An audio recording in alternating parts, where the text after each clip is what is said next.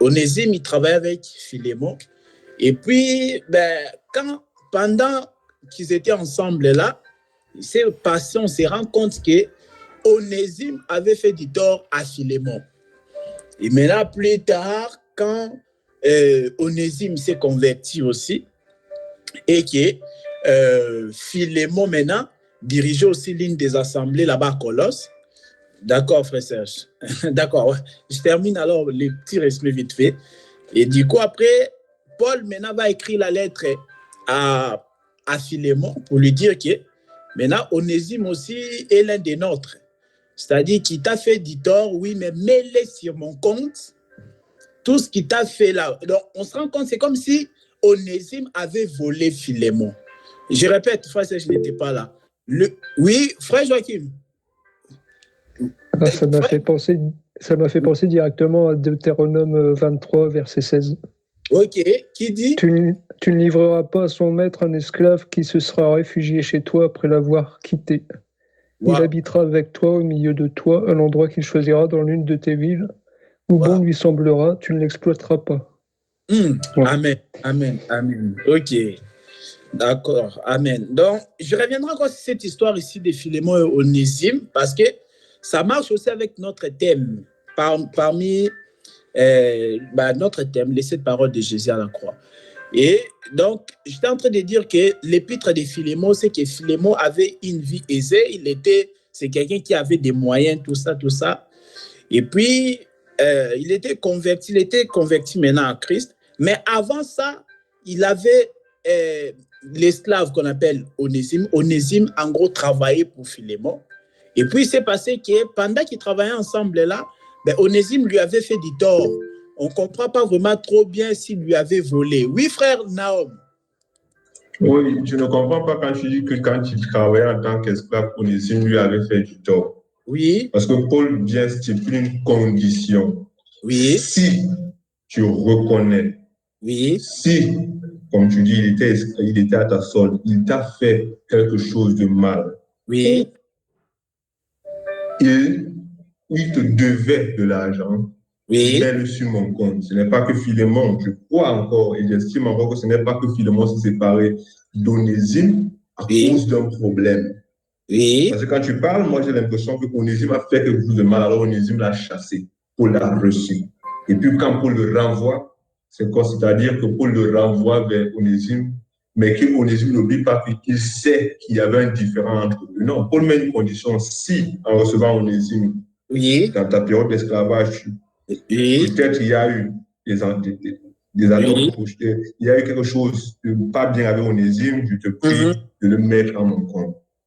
Mais tu es d'accord que Philémon en voulait quand même à Onésime? En fait, Philémon en voulait quand même. Bon, là, j'ai dit, je ne fais même pas mon résumé. Hein. J'ai dit, c'est réservé, je vais faire une vidéo là. Là, je dégageais juste un peu des miettes. Mais nous sommes d'accord que Philémon, en fait, en voulait à Onésime. Parce que quand on lit, même on consulte aussi des récits, tout ça, on se rend compte que pendant qu'il travaillait pour lui, Onésime l'avait fait du tort. Mais s'il lui avait volé ou quelque chose comme ça, on ne sait pas vraiment. Mais il lui avait fait du tort. Et pour cela, Philémon en voulait à Onésime. Et maintenant, Paul explique, Paul il dit qu'il envoie la lettre à Philémon pour lui dire que, voilà, que tout ce que Onésime, si lui, comme tu as dit là, si il te doit quelque chose ou quoi, mets-le sur mon compte. Moi, je vais régler cela. Et puis, tu dois plus le considérer comme un esclave, tu dois le considérer comme un frère dans le Seigneur, comme quelqu'un de la famille en Christ et tout ça. Et donc, c'est comme ça, Paul a essayé un peu de jouer le médiateur. Oui, frère Naom, tu as quelque chose à dire? Toujours là, je ne comprends pas, parce que Paul est très clair. Il met s'il. Oui. Dans ce que tu dis, c'est que Paul affirme. En effet, Paul devait dire, comme il t'a fait du tort, mets-le sur mon compte. Mais Paul dit, si il t'a fait du mal, s'il t'a volé de l'argent, c'est comme il peut envoyer, moi, je ne sais pas moi, Joachim ou Serge, et je dis, OK, puisque tu avais vécu avec eux, comme les enfants, comme si tu avais vécu avec frère Joachim, et frère Joachim, je le reprends et ici avec moi, je le renvoie vers toi. Et moi, ne sachant pas la relation qui vous lie, et je dis donc. Je suis d'accord. Voilà. Mais toi, quand tu parles, c'est une affirmation, comme tu dis, Joachim en effet, entre toi et Joachim, il y avait un problème, alors je te demande de le prendre comme comment. Moi, je ne comprends pas, les deux approches sont très différentes. Mais en ce que tu parles là, moi, je perçois comme si Onésime avait un problème particulier avec c'est ça que tout à l'heure, moi, j'ai dit quoi? On ne sait pas vraiment s'il lui avait fait du tort, s'il lui avait volé de l'argent, quoi. Mais on comprend quand même que Philémon en voulait à Onésime. Après, moi, je ne sais pas si toi, tu comprends réellement les problèmes qu'il y avait entre Onésime et Philémon. Là, c'est vrai qu'on ne fait pas vraiment mention. Je ne sais pas si toi, tu peux nous le dire, ça. Oui, frère Joachim. En fait, je vois ce que veut dire frère Naom, c'est-à-dire qu'on ne sait pas vraiment si Philémon a envoyé Onésime à Paul intentionnellement pour aider Paul, ou bien s'il y a vraiment eu un problème et qu'Onésime est parti lui-même chez Paul. Donc, ça, on ne le sait pas en fait. Et on ne sait pas s'il y a un problème entre deux, c'est ça? Ouais, on ne sait pas. Oui, on ne sait pas quel a été le problème en réalité. Parce que moi, je n'ai pas lu que Philémon, j'ai consulté d'autres récits. Je n'ai pas lu que le livre est là, tu vois. J'ai consulté d'autres récits, tout ça. Et je vois qu'il y avait que Philémon en voulait à Onésime parce qu'il y a quelque chose qui s'était passé entre eux. Parce que Onésime, il était esclave de Philémon. Il travaillait pour Philémon. Et c'est pendant ce moment-là, il y a un truc qui n'est pas clair. Et que maintenant, Paul, il dit maintenant, Onésime, maintenant, aujourd'hui, il est maintenant en Christ. Et tout ça, ça compte pas. Si tu as fait quelque chose, voilà, je n'ai pas affirmé que, voilà, Onésime lui a fait quoi que ce soit. Du coup, Paul, il dit que si il t'a fait du tort, si te doit quelque chose, mets-le sur mon compte et moi-même, je te les rendrai. Donc là, il fait ce qu'on appelle la réconciliation.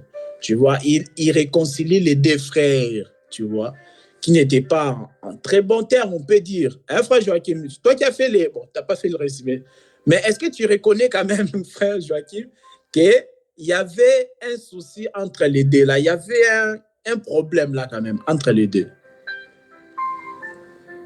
Moi, je ne saurais pas dire. Est-ce que c'est une phrase que Paul dit ici au cas où? Oui. Bon, si c'est une affirmation. Oui, moi, je ne peux pas arrêter. J'ai lu Philémon, mais je suis parti aussi faire quelques recherches, tout ça. Bon, après, on ne peut pas se baser vraiment sur les recherches-là. On doit se baser sur la parole. Comme voilà, c'est pour ça. Oui. Voilà. Aujourd'hui, moi, je ne fais même pas mon résumé. Je voulais juste encore ajouter par rapport à ce que toi, tu avais dit. Parce que, comme moi, j'ai dit, ça m'a beaucoup inspiré. C'est vraiment le thème d'une vidéo. Comme j'ai dit, Onésime redevable à Philémon, point d'interrogation. Donc, c'est ça. Moi, j'en parlerai de ça plus tard au mois de novembre et tout ça. Mais on voit quand même Paul, il réconcilie deux frères. Donc, il abolit l'esclavagisme carrément. C'est-à-dire, en Christ, ben, il n'y a plus esclaves ni maîtres, tout ça. Donc, nous tous, nous sommes vraiment en Christ. Oui, frère Naom. Encore un problème avec ton thème. Paul n'a pas, moi je ne suis pas d'accord quand tu dis Paul a aboli. Parce que c'est ce qui se passe aujourd'hui, on traite des religions dites colonialistes. Paul n'a pas aboli, Paul propose à Philémon. C'est une proposition, il dit mon frère, puisque nous avons un sauveur commun, Jésus-Christ. C'est comme je peux parler à Joachim, je dis mon frère, tu as le frère Kalonji comme esclave, je le reconnais. De la part de la loi juive, tu en as le droit, le plein droit. Mes frères, en Jésus-Christ, à cause de son nom, s'il te plaît, j'aimerais que je retrouve frère Kalonji comme un homme, plus comme un esclave, mais comme un homme libre. Il n'a pas venu dire, alors frère Joachim, je t'ordonne de laisser Roland là, libre. Je suis d'accord, frère Naom, je suis d'accord, mais il y a une chose qui t'échappe en fait. Tu vois, quand Paul l'écrit, est-ce qu'en ce moment-là, Onésime était toujours esclave de Philémon ou il lui demande plutôt de ne plus le voir comme étant un esclave? Je ne sais pas si tu vois la nuance. La nuance est là, tu as très bien passé. Onésime était avec Paul. Il le renvoie vers Philémon. Tu as parfaitement raison. Mais ce que je suis en train de te dire, c'est qu'il n'envoie pas une ordonnance de gouvernance, c'est-à-dire c'est pas comme un gouverneur qui envoie une lettre. C'est une exhortation. C'est comme je peux accepter ton exhortation et je dis, ok, Onésime, désormais tu as franchi le pas parce que j'ai écouté mon frère.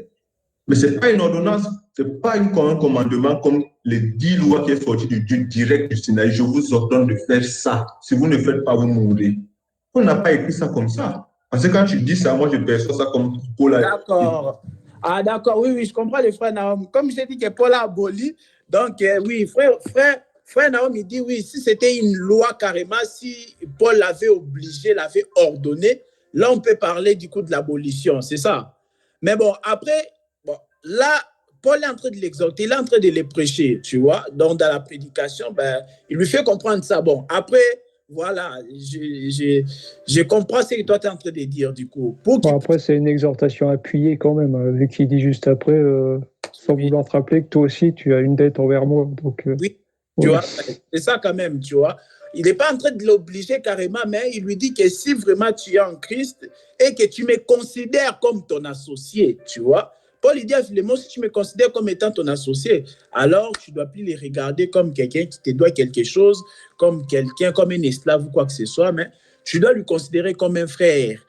Bon, voilà. Donc, cela doit nous interpeller beaucoup de choses. Quand on est enfant de Dieu aussi, on doit savoir faire la réconciliation. On ne doit pas être là pour s'aimer la zizanie, la division, parce que souvent la division vient avec les médisances. Souvent, c'est ça. Ah, frère X avait dit ça sur toi. Tu vas voir le frère Y pour lui dire, frère X avait dit ça sur toi. Et puis, de l'autre côté aussi, tu vas aussi répéter la même chose. Et puis, ça y est. Mais on voit que Paul n'est pas là pour ajouter l'huile sur les faits, mais il éteint les faits. Il fait la réconciliation. Donc, il accepte même. Il dit, même s'il te doit quelque chose, mets-le sur mon compte. Tu vois, même si te doit même quelque chose, donc t'inquiète pas, moi, je m'en occupe. Donc, voilà. Bon, on va entrer dans notre thème. Ouais, ça ne va pas prendre vraiment beaucoup de temps. C'est l'introduction. Bienvenue à notre frère Serge. C'est bon, hein?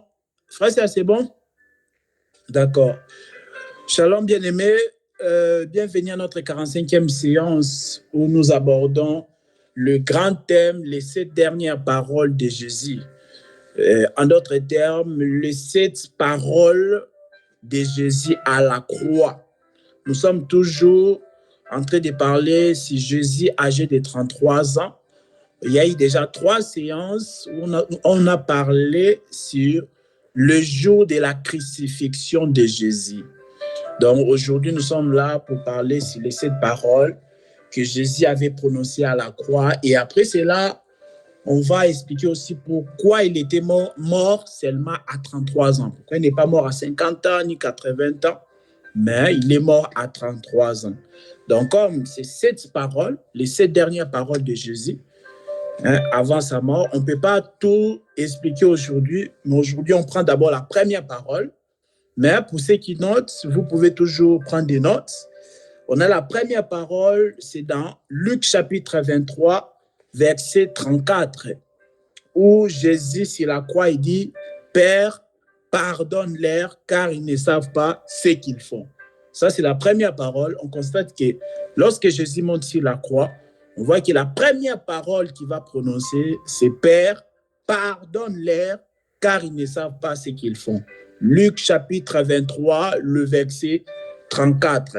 La deuxième parole, c'est dans Luc chapitre 23, le verset 43, où il dit « Aujourd'hui, tu seras avec moi au paradis. » Je cite juste après, on reviendra.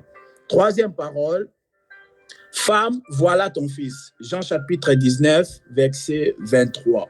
Quatrième parole de Jésus à la croix, « Mon Dieu, pourquoi m'as-tu abandonné ?» Matthieu 26, Matthieu 27, le verset 46. Cinquième parole de Jésus à la croix, j'ai soif. Jean chapitre 19, verset 30. Sixième parole, tout est accompli. Jean chapitre 19, verset 30. Et enfin, septième parole de Jésus à la croix, Père, je remets entre tes mains mon esprit. Luc chapitre 23, verset 46.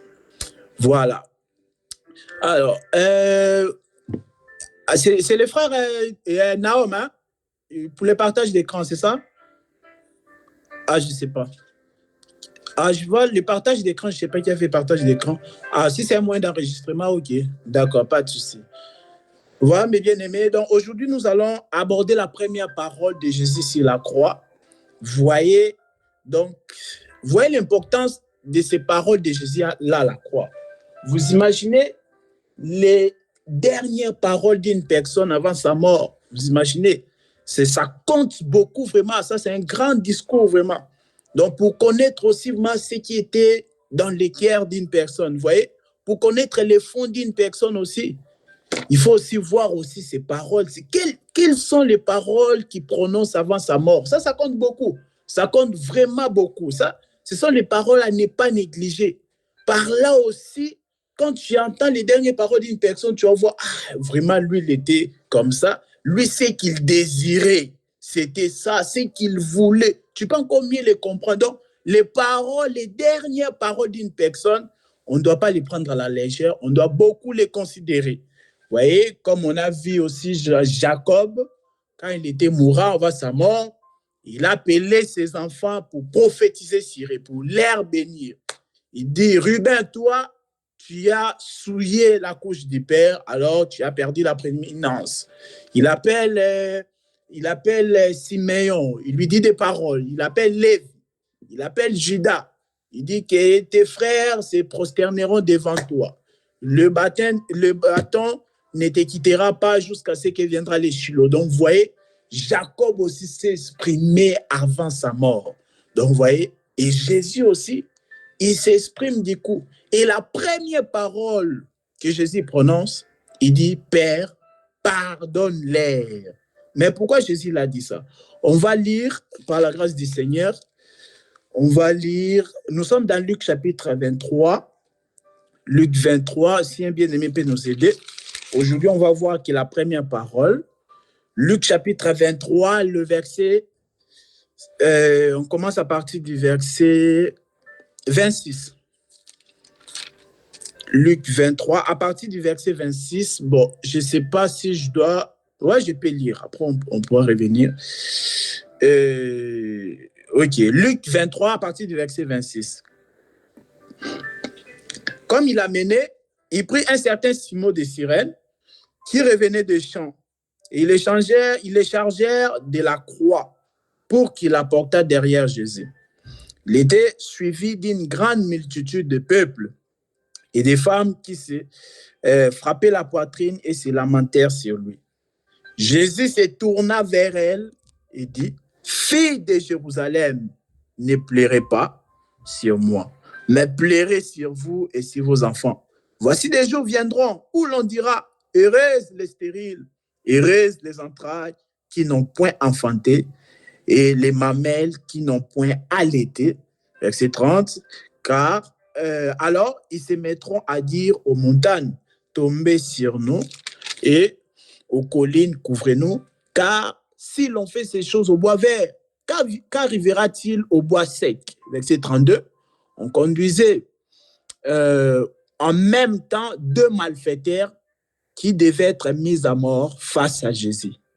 Lorsqu'il fit arriver au lieu appelé Crâne, il les crucifiait là, ainsi que les deux malfaiteurs, l'un à droite, l'autre à gauche. Jésus dit, Père, pardonne-leur. C'est ça notre thème aujourd'hui. Père, pardonne-leur, car ils ne savent ce qu'ils font. Ils se partagèrent ces vêtements en tirant au sort. Donc, on va aller jusqu'au verset 38. Jusqu'au verset 38. Oui, c'est ça. Voilà, ils se partagèrent ces vêtements en tirant au sort. Le peuple s'était né là et regardez. Soulignez ça. Les magistrats, Shalom à ces Pélagie, soulignez, les magistrats se moquaient de Jésus, disant, il a sauvé les autres. Il se sauve lui-même. S'il est le Christ, l'élu de Dieu. Soulignez aussi, les soldats aussi se moquaient de lui, s'approchant et lui présentaient du vinaigre. Il disait, si tu es le roi des Juifs, sauve-toi toi-même. Il y avait au-dessus de lui cette inscription, celui-ci, et le roi des Juifs. Que le Seigneur soit loué. Donc, on vient de faire la lecture de Luc chapitre 23, le verset 26 à 38. On a fait toute cette lecture-là pour comprendre un peu. Donc, on est toujours là, les jours de la crucifixion de Jésus, où il devait monter sur la croix. Et Jésus va prononcer la première parole, « Père, pardonne-leur, car ils ne savent pas ce qu'ils font. » Mais avant cela, j'aimerais qu'on puisse réfléchir sur ça, mes bien-aimés. On a lu Luc 23, le verset 26. Il est dit quoi?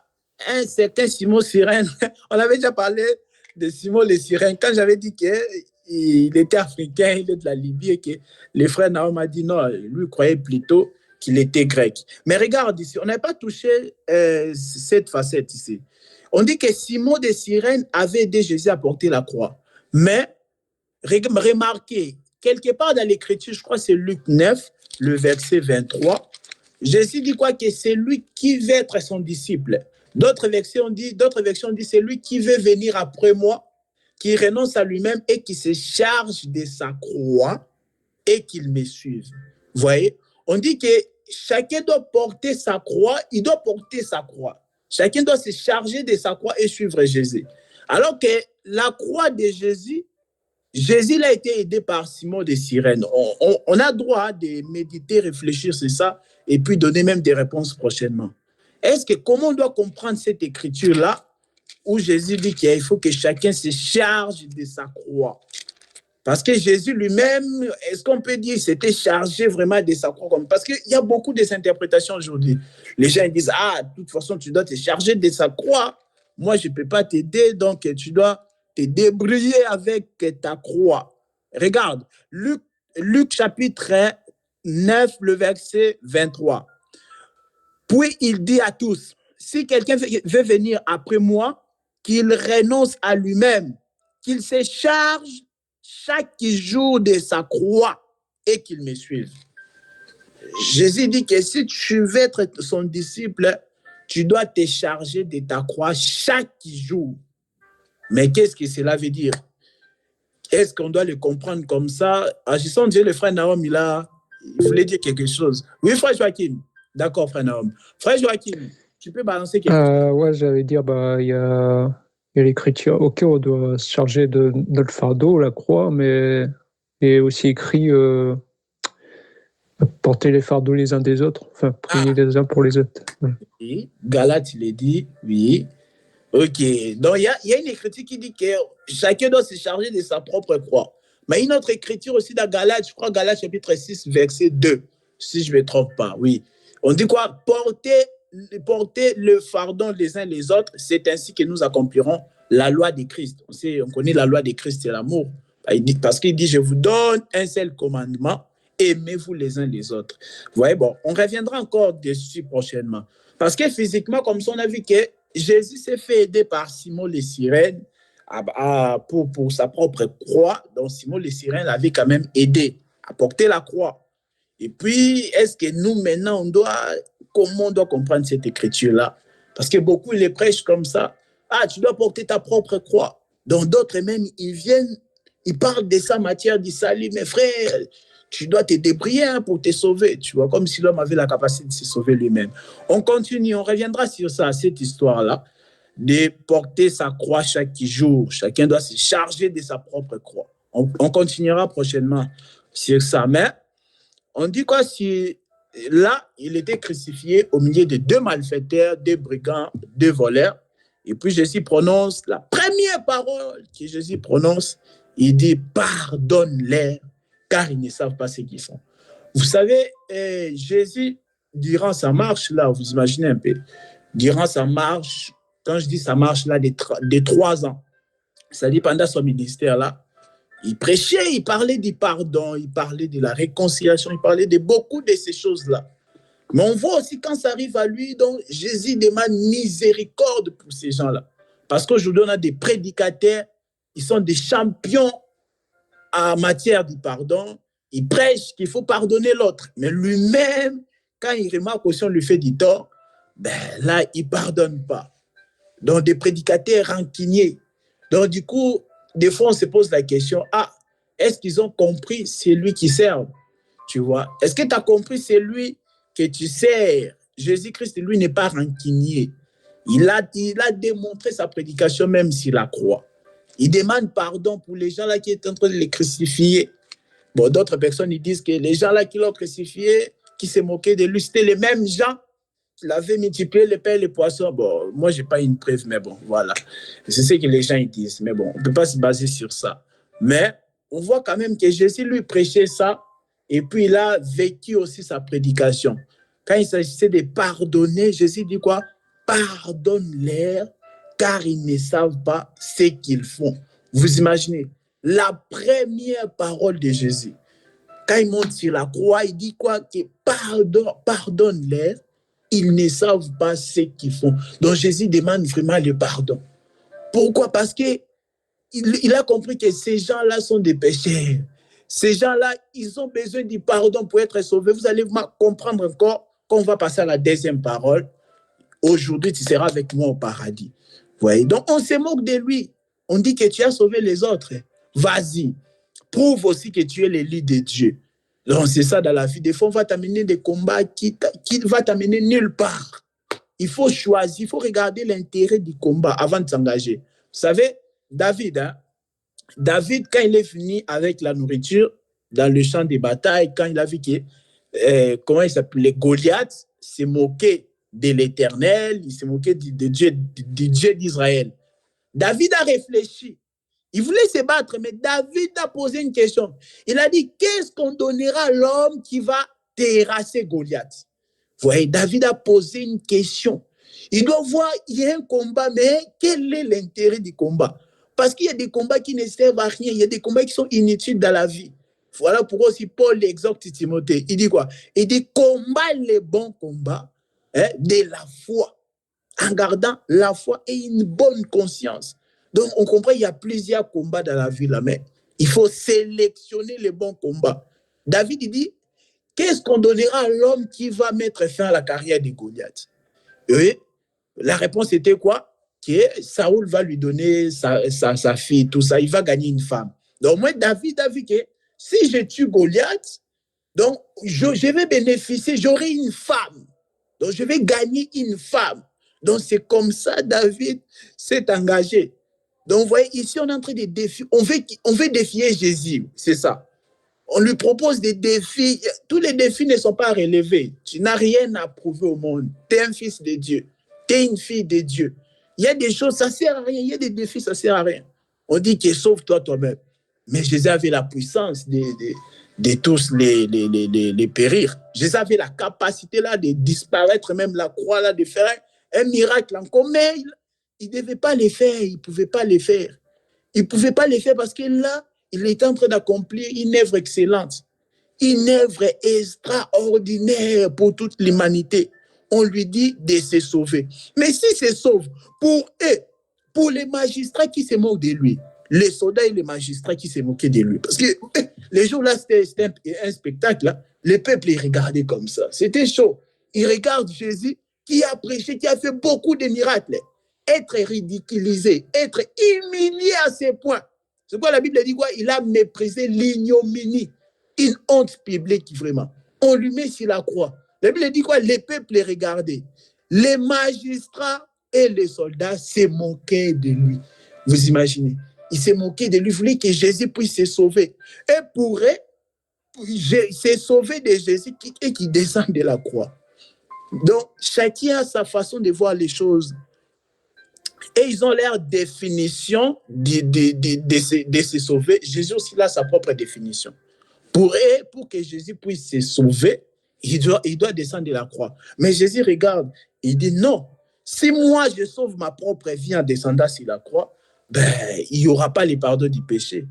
Il n'y aura pas le pardon du péché. Donc je dois me sacrifier. C'est ça. Jésus savait ce qu'il était en train de faire.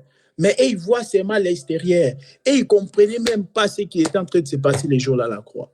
Vous voyez donc, c'est pourquoi aussi on doit comprendre, savoir ce que Dieu t'a dit. Il y aura des moments compliqués dans la vie, mais toi, tu dois comprendre qu'est-ce que Dieu t'a dit. Il y aura des moments où les gens attendent notre réaction de ta part. Non, tu dois agir comme ça. Mais si toi, tu es l'élu de Dieu réellement, tu dois comprendre que non, ici, je ne dois pas agir comme les peuples veulent. Non, je dois agir autrement. C'était ça. Il s'est moqué de lui. Donc, pour dire quoi? Que le pardon n'est pas quelque chose à négliger. Première parole, vous imaginez, première parole de Jésus, c'est la croix. Il dit pardon. Il dit, Père, pardonne-les. Ces gens-là, ils ont besoin du pardon. Donc, le pardon, c'est pas une petite chose, mes bien-aimés. Le pardon, c'est vraiment le socle, le fondement du christianisme. Le pardon, c'est le fondement de l'Église. On va lire une écriture, frère Joachim, si tu peux nous aider. S'il te plaît, on va lire 1 Roi chapitre 8. 1 Roi chapitre 8. 1 Roi chapitre 8. Tu peux commencer à partir du verset 30. 1 Roi 8, verset 30. Tu t'arrêtes au verset 33. Après, tu penses les versets 41. Veuille écouter la supplication de ton serviteur et de ton peuple Israël lorsqu'ils prieront à cet endroit. Écoute-les de l'endroit où tu résides, du haut du ciel, écoute-les, pardonne-leur. Peut-être quelqu'un péchera-t-il contre son prochain et lui imposera-t-on de prêter serment avec une malédiction. S'il vient jurer devant ton autel dans cette maison, écoute-le du haut du ciel, agis et juge tes serviteurs. Condamne le coupable en faisant retomber sa conduite sur sa tête, mais rend justice à l'innocent en le traitant conformément à son innocence. Admettons qu'Israël, ton peuple, connaisse la défaite devant l'ennemi pour avoir péché contre toi. S'ils reviennent alors à toi et célèbrent ton nom, s'ils t'adressent des prières et des supplications dans cette maison, écoute-les du haut du ciel, pardonne le péché de ton peuple d'Israël et ramène-les sur le territoire que tu as donné à leurs ancêtres. Même l'étranger, celui qui n'est pas issu de ton peuple d'Israël, viendra d'un pays lointain à cause de ta réputation. En effet, on apprendra que ton nom est grand, ta main forte et ton bras puissant. Quand l'étranger viendra prier dans cette maison, écoute-le du haut du ciel, de l'endroit où tu résides, et accorde-lui tout ce qu'il te demandera. Ainsi, tous les peuples de la terre connaîtront ton nom et te craindront, comme le fait Israël, ton peuple. Et ils sauront que ton nom est associé à cette maison que j'ai construite. Amen, amen, amen. Parole du Seigneur. On voit que Salomon, lorsqu'il a construit les temples, maintenant, il fait la prière de dédicace. J'espère que tout le monde me capte très bien, hein? Tout le monde m'entend très bien. D'accord. Salomon, après avoir bâti les temples, maintenant, il fait la prière de dédicace. Il dit quoi? Il dit la raison du temple est là, Seigneur, c'est que tu puisses accorder les péchés, les pardons des péchés. Il dit lorsque Israël va pécher, lorsque Israël va connaître la défaite face à ses ennemis parce qu'il a péché, tout ça, et qu'il viendra ici, il prie que toi, l'Éternel, que tu puisses l'exaucer, même lorsqu'il est en captivité, et qu'il priera en direction de ces temples. Seigneur, que tu puisses le pardonner. Il dit, même un étranger, celui qui n'est pas issu d'Israël, s'il prie, que tu puisses l'accorder le pardon. Donc, on voit la raison du temple, c'était le pardon. Il dit, Seigneur, que toi, tu puisses les pardonner. Donc, la raison du temple, c'était le pardon. Et même les tabernacles aussi, si on doit parler, parce que les tabernacles étaient portatifs, voilà, à chaque fois, on les montait, on les démontait, voilà, jusqu'à Cana, tout ça. Puis on avait la demeure qui était là. Donc, la raison même du tabernacle, c'était aussi le pardon. Vous voyez, parce que vous savez bien ce qui s'est passé dans les tabernacles. On sait que le souverain sacrificateur prenait des boucs, on tirait au sort, et puis il y avait un bouc pour l'Éternel et l'autre pour Azazel. On confessait les péchés sur Azazel, les boucs d'Azazel, on l'envoyait loin dans les déserts, et puis l'autre bouc là, on coupait, on l'égorgeait, et puis on prenait les sangs là, le souverain sacrificateur amené dans les lieux très saints pour asperger cette fois afin que Israël puisse recevoir le pardon annuel. Donc, la raison du tabernacle, la raison du temple, c'était le pardon du péché. On a lu ça pour dire qu'on ne peut pas parler du christianisme sans parler du pardon. Ça, c'est pas possible. Donc, on a vu la raison de la maison de Dieu, c'était le pardon. La raison du temple, c'était le pardon. Et Jésus, quand il monte sur la croix, il prononce, il dit, Père, pardonne-les. Donc, on ne peut pas parler d'un christianisme sans le pardon. Donc, ça, c'est encore la religion. Donc aujourd'hui, on se fait des idées, des illusions, on prêche un pardon imaginaire, mais est-ce que c'est vraiment le pardon de Dieu? Vous voyez? Est-ce que c'est vraiment le pardon de Dieu? Oui, frère Joachim. Moi, je voulais ajouter un petit quelque chose. Je pense que tu allais le dire, je ne sais pas. Donc, Jésus-Christ dit aussi détruisez ce temple et autre jour je le rebâtirai, en parlant de son propre corps. Donc, aujourd'hui, le temple vers lequel nous devons regarder pour être pardonnés, c'est Jésus-Christ lui-même. Donc, oui, voilà. C'est Jésus. C'est juste un petit ajout. Voilà. Très bien, merci beaucoup. Oui, c'est Jésus-Christ, parce qu'il a montré dans Matthieu 26, le verset 28, il a dit que le sang est répandu pour le pardon du péché. Or, le sang là, ce n'était pas mon sang qui était répandu à la croix. C'était le sang de Jésus, le véritable temple. Merci beaucoup. Je cherche Colossiens. Colossiens, on peut prendre Colossiens aussi. Colossiens chapitre 3, verset 13, où c'est l'inverse. Alors, vu ça fait longtemps. Colossiens 3, verset 13.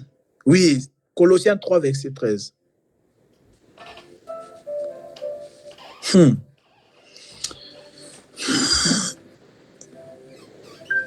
Colossiens 3, le verset 13. C'est lui qui trouve, il peut lire, hein, même les frères Nahum, ou notre bien-aimé. Colossiens 3, verset 13. Oui, vas-y, frère. Le micro, oui. Supportez-vous les uns les autres, et si l'un de vous a une raison de se plaindre d'un autre, pardonnez-vous réciproquement. Tout comme Christ vous a pardonné, pardonnez-vous aussi. Ok, comme Christ vous pardonne ou vous a pardonné. Hein, frère Joachim? Je crois que toutes les versions seront d'accord.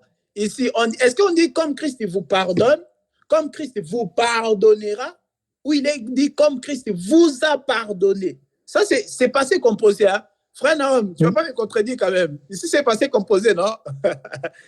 C'est passé composé quand même. Il est dit comme Christ vous a pardonné. Nous sommes d'accord, ici, c'est le passé composé. Frère, tu peux répéter, s'il te plaît. Répète, frère Joachim. Supportez-vous les uns les autres, et si l'un de vous a une raison de se plaindre d'un autre, pardonnez-vous réciproquement, tout comme Christ vous a pardonné, pardonnez-vous aussi.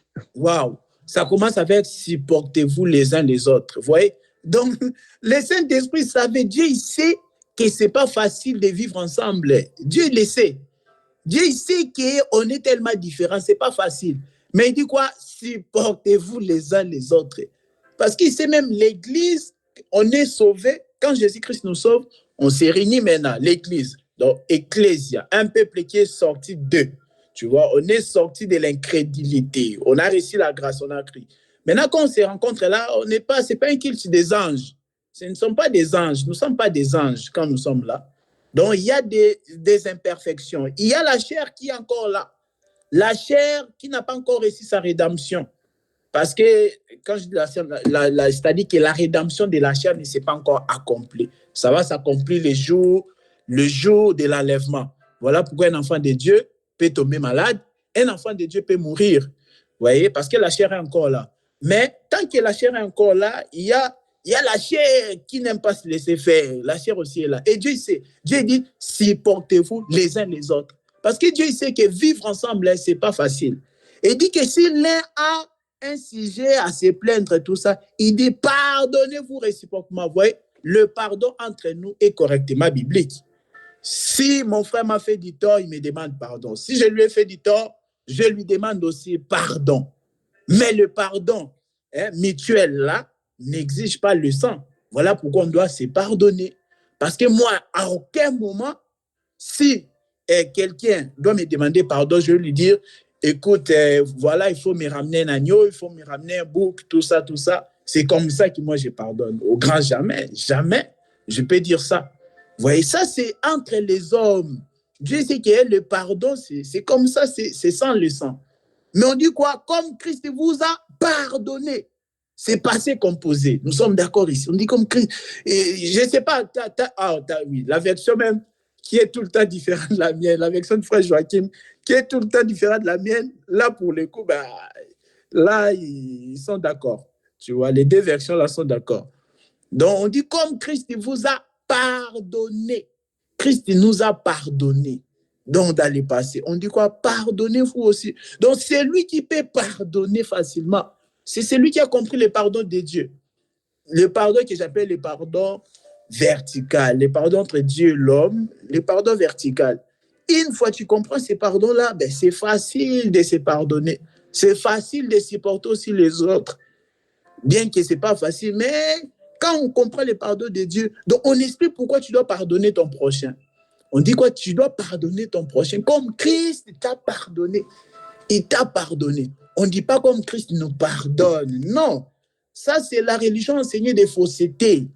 Christ nous a pardonné. Ce n'est pas qu'il nous pardonne ou il nous pardonnera. Non. À la croix, il nous a pardonné une fois pour toutes. Ésaïe 55, verset 6. Je ne me lasserai jamais de les répéter. Je ne cesserai jamais de les répéter. Ésaïe 53, verset 6. On dit quoi? Nous étions tous errants, mais l'Éternel a fait retomber sur Jésus l'iniquité de nous tous. C'est là où, quand Colossiens 3, 13 dit qu'il nous a pardonné, c'est là, dans Ésaïe 53, 6. Il dit que l'Éternel a fait retomber sur lui l'iniquité de nous tous. C'est à la croix que Dieu nous a tous pardonnés. Parce que Dieu il savait qu'on va exister. Et qu'après, il n'y aura pas un autre moyen d'être pardonné. Voilà pourquoi Jean-Baptiste avait vraiment le courage là de dire « Voici l'agneau de Dieu qui ôte les péchés du monde ». C'est-à-dire l'agneau de Dieu, il n'y aura pas un autre agneau qui va ôter les péchés. C'est l'agneau de Dieu qui ôte les péchés du monde. Donc là, Jésus il était encore vivant. Attention, Jésus il était encore âgé de 30 ans. Hein, nous sommes d'accord. Jésus il était encore âgé de 30 ans. On dit « Voici l'agneau de Dieu » qui ôte les péchés du monde. Et il a ôté les péchés du monde à la croix. La Bible dit quoi? L'iniquité de nous tous a été tombée sur Jésus et à cause de ça, il a subi la mort. Donc voilà, le pardon. Jésus prononce à la croix, Père, pardonne-leur. Donc je dis que le pardon, c'est vraiment ça, le fondement du christianisme. Le pardon, c'est le fondement de l'Église. On ne peut pas parler d'un christianisme sans le pardon. D'ailleurs, le christianisme sans Christ, ça n'a pas de sens. Est-ce qu'on peut parler du christianisme sans le Christ? Sans Jésus-Christ? On va prêcher quel christianisme? Déjà, ce n'est pas possible. Mais quand on voit Jésus, qu'est-ce que Jésus nous parle de quoi? C'est vrai, quand on voit Jésus, si on fait une carte mentale ou qu'on met Jésus là, et puis voilà, on peut dire miracle. Quand tu dis, quand on met Jésus en face de toi, tu penses à quoi? Il y a des gens qui vont dire miracle. Tu penses à quoi? Je ne sais pas. Prédication, tu penses à quoi? Les gens ils vont détailler. Mais moi, si on me demande, je vois pardon. Je suis désolé. Moi, quand on met Jésus devant moi, je vois pardon. C'est tout ce que je vois. Parce que Jésus avait une mission. Et on explique sa mission-là de 33 ans. Comment sa mission s'est achevée? Sa mission s'est achevée à la croix, où il explique ça bien avant. Matthieu 26, 28, il dit que ceci est mon sang qui est répandu pour la rémission des péchés, pour le pardon du péché. Donc, il avait une mission durant sa vie-là. Et la fin de sa mission a révélé vraiment le pourquoi il était venu. C'est ce que moi j'ai dit. Il y a des gens, si tu mets Jésus devant eux, et ils vont voir les miracles. Bon, ce qui est vrai. Parce que même le pardon aussi, c'est un miracle. Comme j'aime dire, c'est un grand miracle aussi. Donc, quand on met Jésus devant moi, moi, je vois le pardon. Donc, on ne peut pas parler de christianisme sans le Christ. On ne peut pas parler de Christ sans le pardon. Ça, c'est chose impossible, vraiment. C'est chose impossible. Donc, on a vu que le pardon, donc le Père doit pardonner. Jésus a dit, pardonne-leur quand il monte sur la croix. On a vu que cette prière aussi était exaucée. Bon, si on doit l'appeler une prière, je ne sais pas si vous serez d'accord avec moi. Jésus dit, pardonne-leur, Père, pardonne-leur. Donc, vous voyez, et cette prière-là a été accordée en tout cas. On a vu que les gens ont été pardonnés. Pourquoi? Parce que Jésus, donc il a été jusqu'au bout là. Donc, quand on se moquait de lui, prouve ceci, sauve-toi toi-même. Non, il ne s'est pas déconcentré, mais il est allé jusqu'au bout de sa mission. Et puis on voit, il a versé le sang comme il fallait, il est mort, il a été crucifié, enseveli et ressuscité. Il a achevé parfaitement sa mission. Vous voyez? Donc, c'est comme ça. Le pardon a été accordé aux fils d'Adam. Tous ceux qui sont sortis d'Adam, ben, ils sont des pécheurs. Tous. Tous ceux qui sont sortis d'Adam sont des pécheurs. Vous voyez? Pourquoi?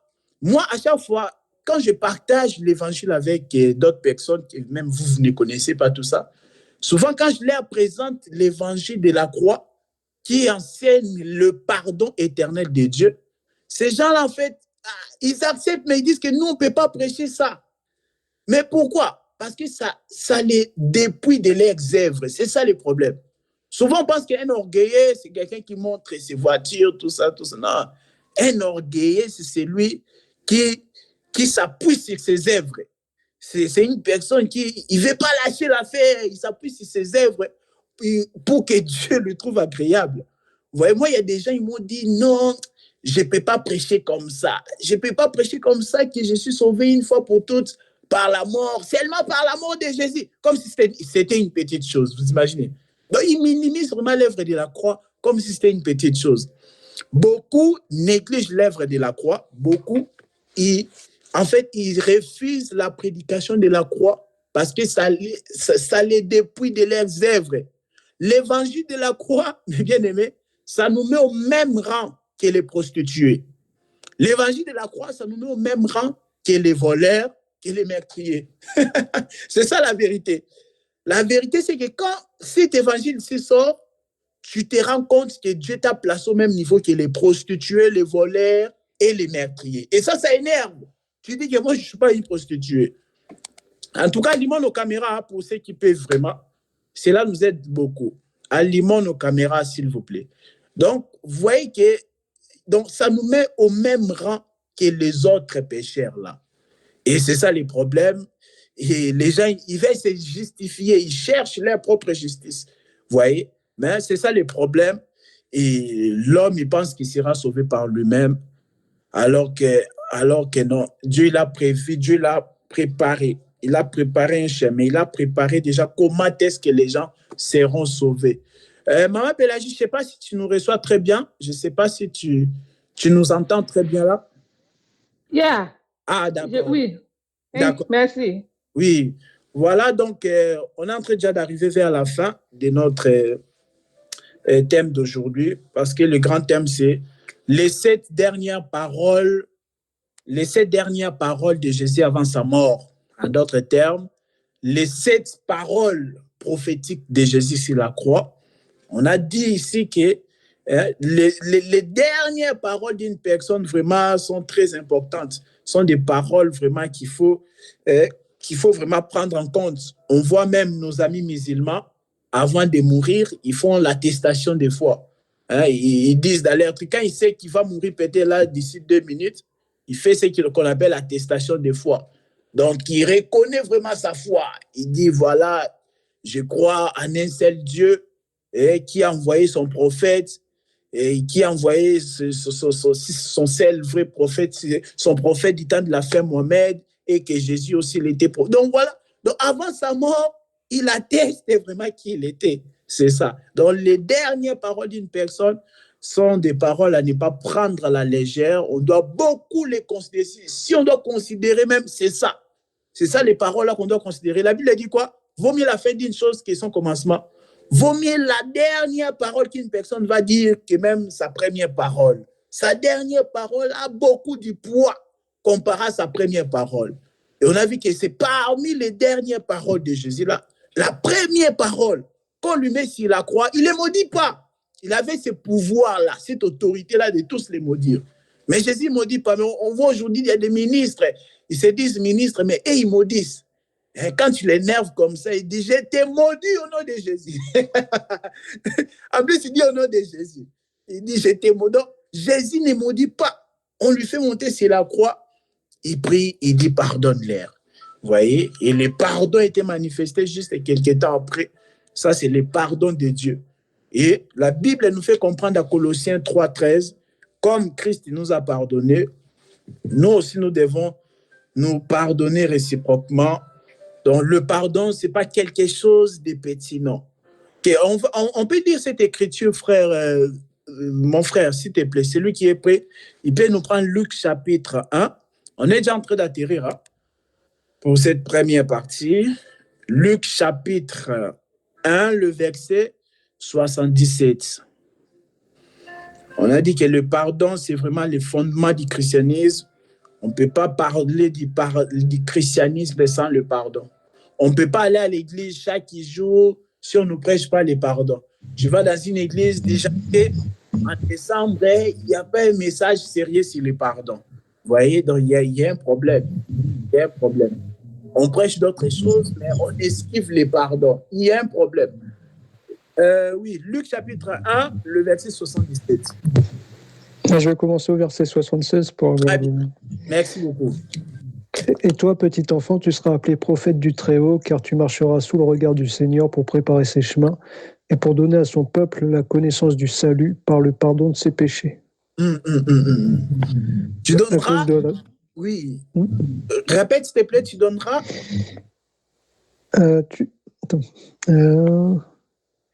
Et pour donner à son peuple la connaissance du salut par le pardon de ses péchés. Amen. On peut s'arrêter là, mon frère. On dit quoi? Que pour donner à ton peuple le pardon. Là, c'était la naissance de Jean-Baptiste, mais Zacharie est en train de prophétiser aussi par rapport à Jésus.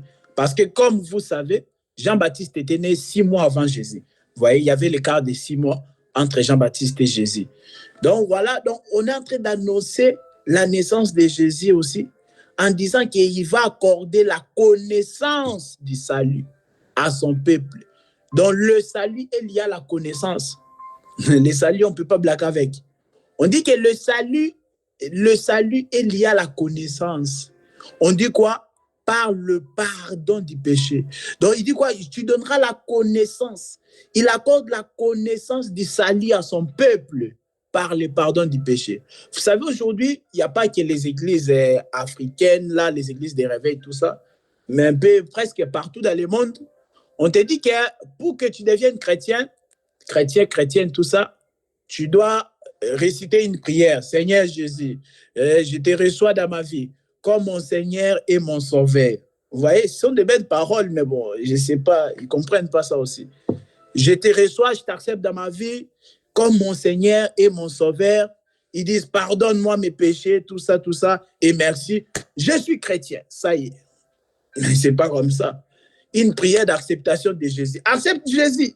Accepte Jésus. Je veux lui faire accepter Jésus. On voit ça surtout dans les églises africaines là. Donc, on voit un prédicateur, il fait une campagne d'évangélisation. Le prédicateur, il fait une campagne d'évangélisation dans un grand terrain là.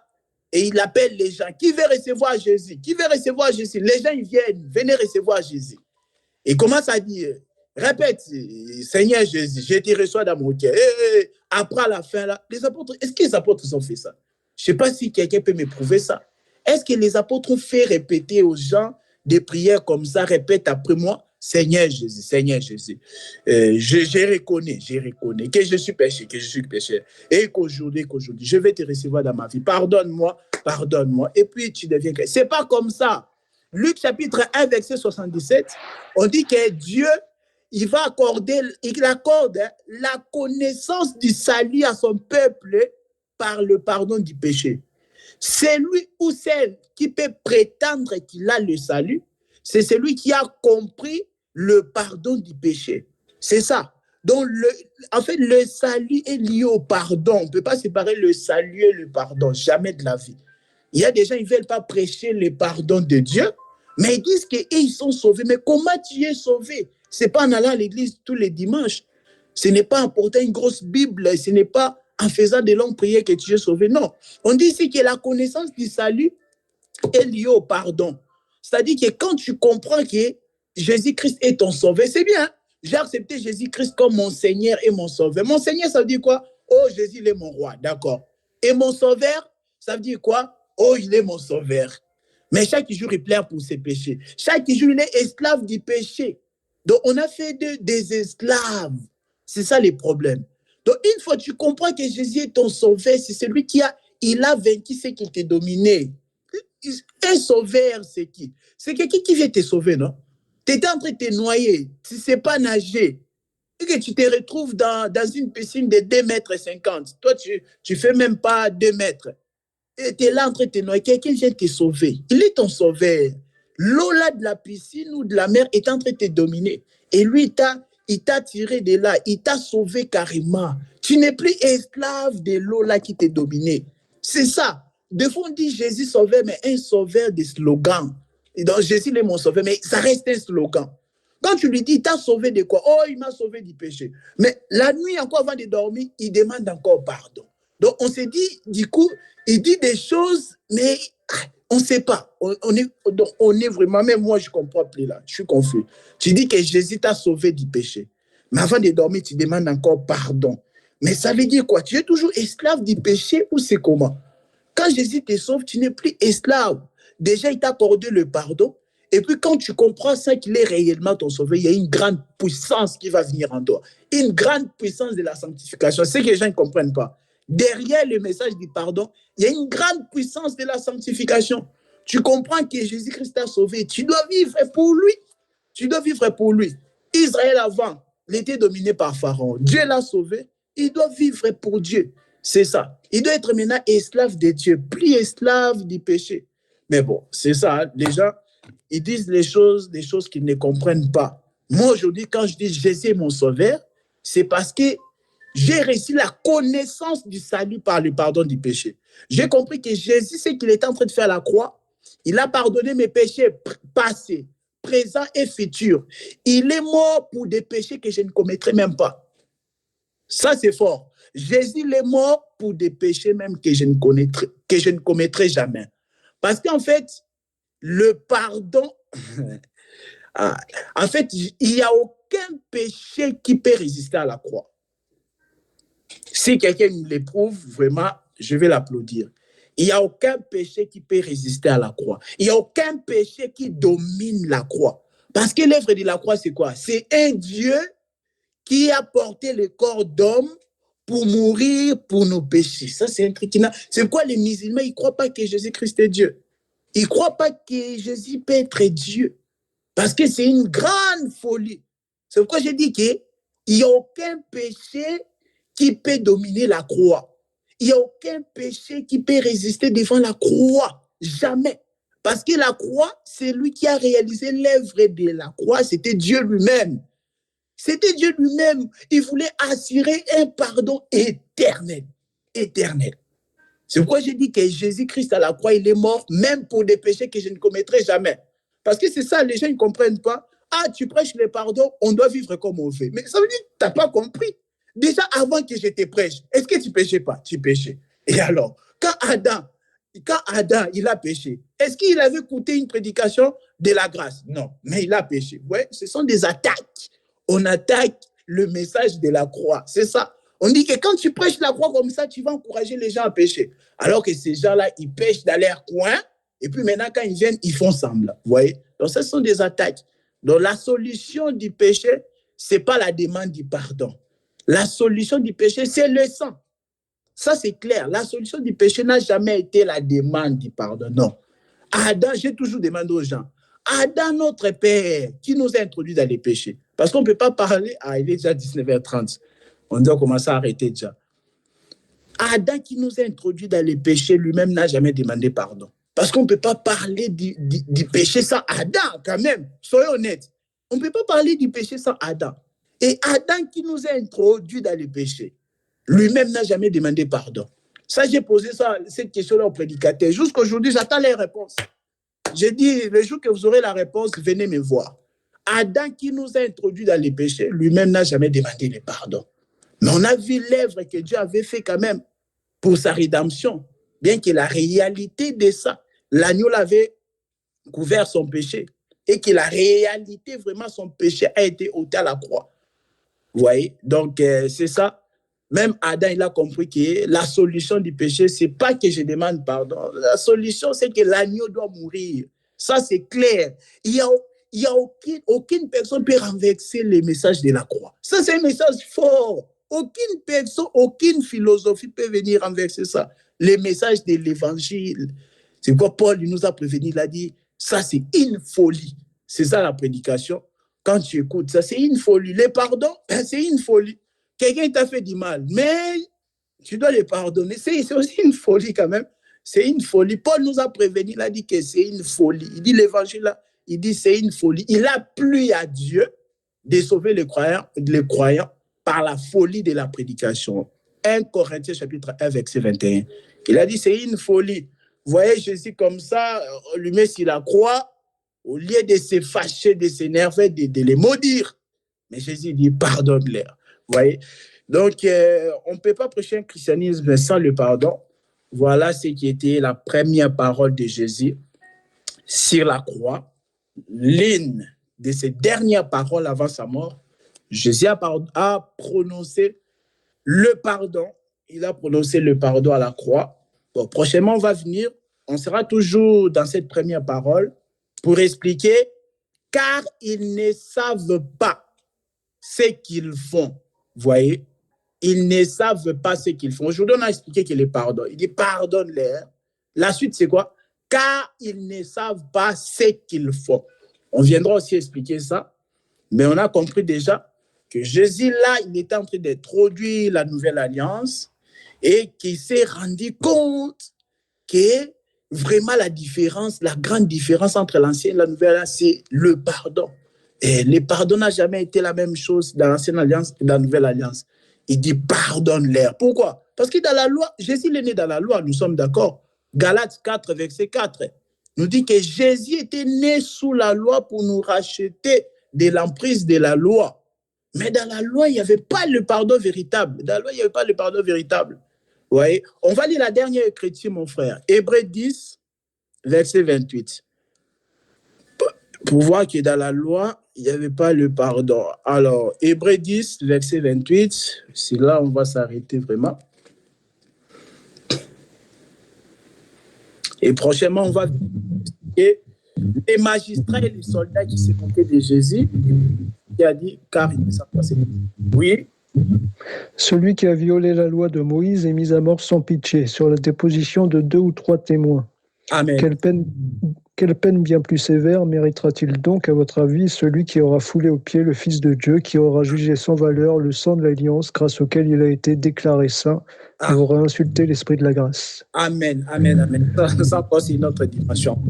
Mais on voit déjà, on explique dans Hébreux 10, 28, on dit celui qui pêche contre le commandement de Moïse, l'un des commandements de Moïse, il meurt, dans la version de frère Joachim, on a dit sans pitié, mais par exemple dans la version, on dit sans miséricorde. Miséricorde, pitié, on voit les pardons. Vous voyez? Nous sommes d'accord, non? Miséricorde, pitié, c'est le pardon. On dit quoi? C'est lui qui pêche contre l'un des commandements de Moïse, meurt sans miséricorde. Donc sans pardon, à condition que 2 ou 3 témoins soient là. Voilà pourquoi aussi Naboth était mort. Naboth, c'est quoi? Jézabel avait envoyé une lettre aux anciens de la ville pour mentir. Jézabel a envoyé qu'il a insulté Dieu, il a insulté aussi le roi. Il a insulté Dieu, il a insulté aussi le roi Akab. Il a amené des faux témoins là pour dire que Naboth a réellement insulté Dieu, a insulté aussi le roi. Donc c'est comme ça, on a exposé la situation, on a dit ok Naboth, donc toi tu te joues de qui? Tu as insulté Dieu, tu as insulté le roi. En plus il y a 2 témoins. Naboth était mort sans miséricorde. Alors que encore c'était un mensonge, il n'avait pas fait. Mais le fait qu'il y avait 2 témoins, les anciens, ils ont jugé cette affaire-là était sérieuse. S'il y a un témoin, on laisse les bénéfices du doute. Mais au moment où il y a 2 ou 3 témoins, Naboth, il y a eu 2 témoins. Les anciens, ils ont tué Naboth. Ils ont décidé que Naboth meure. Vous voyez? Donc, dans la loi, il n'y avait pas la miséricorde. Quand tu pêches contre l'un des commandements, allez, c'est fini. Hébreux 10, 28, on dit que tu meurs sans miséricorde. Hein? À la déposition de 2 ou 3 témoins. Maintenant, après là, le frère Joachim a dit, on a dit, alors, à plus forte raison, ceux qui auront foulé au pied la grâce de Dieu. Bon, ça, c'est prochainement où on dit aussi les péchés impardonnables. Vous voyez? Bon, on reviendra sur ça. Pour ce soir, on s'arrête ici. C'était la première parole de Jésus sur la croix. Luc, chapitre 23, verset 34. Père, pardonne-leur. Prochainement, on va continuer, car ils ne savent pas ce qu'ils font. Et puis expliquer aussi les magistrats et les soldats qui se moquaient de Jésus. Voilà, que le Seigneur soit loué pour cette 45e séance. Oui, ma sœur Pélagie. Micro, il faut allumer le micro. J'ai une question. Oui. Quand tu parles de... Jésus nous a déjà pardonné à la croix. Oui. Bon, quand on prie, quand tu pries, et tu as fait quelque chose, tu as offensé ton prochain, ou bien tu as fait quelque chose sans le vouloir. Donc, on ne doit pas pardonner. Tu ne dois pas dire, Seigneur, pardonne-moi pour ce que j'ai fait. Ou bien, comment on fait? D'accord, merci beaucoup pour la question. En fait, ici, hein, on répond les questions. C'est une question biblique, Maman Pélagie. Donc, on doit les répondre avec la Bible. Le problème, c'est qu'il crée beaucoup de doctrines aussi. Ce sont des opinions et des raisonnements des gens. Moi, si je viens avec mes opinions, frère Naom, il ramène ses opinions, frère Serge, frère Joachim, on ne va pas s'en sortir. C'est pourquoi il y a beaucoup de doctrines aussi, parce que chacun ramène ses opinions. Ici, moi, je réponds sans les sentiments. Je mets les sentiments à côté. Je réponds par rapport à la Bible, Sœur Pélagie. C'est que on doit d'abord comprendre le pardon qui existe entre nous et Dieu et le pardon qui existe entre nous les hommes. Colossiens 3, verset 13 a été très clair. On dit quoi? Comme Christ nous a pardonné dans le passé, il nous a pardonné dans le passé, nous aussi, nous devons nous pardonner mutuellement. C'est-à-dire que le pardon entre nous et Dieu, c'est déjà accordé. Dieu nous a déjà accordé un pardon éternel à la croix. Ésaïe 53, verset 6, on dit l'iniquité de nous tous était tombée sur Jésus et on n'est plus redevable à Dieu. On ne lui doit plus rien parce qu'il y a Jésus qui était mort pour nous. Parce que nous sommes pécheurs, pas parce qu'on commet, pas par rapport à notre commission, pas par rapport parce qu'on commet des mauvaises actions. Non, nous sommes pécheurs déjà sans notre volonté. Nous sommes nés ici d'Adam. C'est comme ça que Dieu nous a déclarés pécheurs. C'est comme ça. Et la Bible explique dans Romains que comme par un seul, par le premier Adam, nous sommes déclarés pécheurs. C'est aussi par le second Adam qui est Jésus, nous serons déclarés justes. Donc, j'ai rien à faire. C'est Adam le premier, à cause de lui, j'ai été déclaré pécheur. Et aussi, c'est par Adam le second qui est Jésus que je serai aussi juste. Injuste, c'est quelqu'un qui ne doit rien à Dieu. Je ne dois plus rien à Dieu. Maintenant, pour répondre à ta question, si je pêche contre Dieu, le problème, la question qu'on doit se poser, comment Dieu pardonne? Ce n'est pas que je dois me précipiter en désordre, non. J'ai péché contre Dieu, ok. Comment Dieu pardonne? Hébreux chapitre 9, verset 22, nous dit que sans effusion du sang, il n'y a pas pardon du péché. Donc, pour que Dieu puisse réellement me pardonner, il faut que l'effusion du sang puisse couler. C'est comme ça que ça s'est passé même là-bas dans la loi. C'était comme ça. Le sang doit couler comme ça, on voit, et puis il y a le pardon. Ce n'est pas que le sang a coulé il y a combien de 3000 ans, et puis maintenant Dieu te donne le pardon après. Non. Donc, Dieu, quand il y a un péché contre Dieu, la question à savoir, c'est que comment Dieu pardonne. Parce que si la solution du péché, c'est demander pardon, moi, je serai le champion. Je serai le champion à demander pardon à Dieu. Parce que si c'est ça la solution. Mais non, Dieu n'a jamais dit que la solution du péché, c'est demander pardon. Hébreux 9, 22, il est dit, sans effusion du sang, il n'y a pas pardon du péché. Donc, Dieu a pardonné une fois pour toutes. On n'a pas lu les Écritures là, mais c'est dans Hébreux 10 aussi. Il a pardonné une fois pour toutes à la croix. Ce que nous devons faire, nous devons croire. C'est qu'à la croix, nous tous là, tels que nous sommes là, on n'était pas encore nés lorsque Jésus faisait l'œuvre de la croix. Mais la Bible dit que quand Jésus mourait, c'était pour nos péchés aussi. Mais moi, je n'avais pas encore péché. Mais comment Dieu dit que c'était pour mes péchés? C'est parce que Dieu savait que je vais commettre les péchés. Et maintenant, tout ça, l'iniquité, tout ça, il a posé ça sur Jésus. Parce que Dieu, il est omniscient. Si Dieu ne sait pas que demain tu vas commettre une erreur, il n'est pas Dieu. Il le sait. Maintenant, tout ça, il a mis ça sur Jésus. C'est quoi l'œuvre de la croix? C'est une grande chose. Ce n'est pas n'importe qui pouvait le faire. Donc, ça devait être Dieu lui-même. Donc, par rapport à Dieu, je ne suis pas redevable à Dieu. Je ne lui dois rien. Dieu m'a pardonné. Donc, il ne lui pardonne pas comme un homme. Il m'a pardonné, c'est fini. Mais maintenant, quand je fais du tort à mon prochain, je dois lui demander pardon. Je dois lui demander pardon. La solution, c'est que comment l'autre pardonne, c'est ça. Comment le frère Joachim pardonne. Si le frère Joachim me dit que lui, pour qu'il puisse pardonner, il faut que je l'achète une Bible. Je vais acheter une Bible si je considère que le pardon du frère Joachim est très important pour ma vie.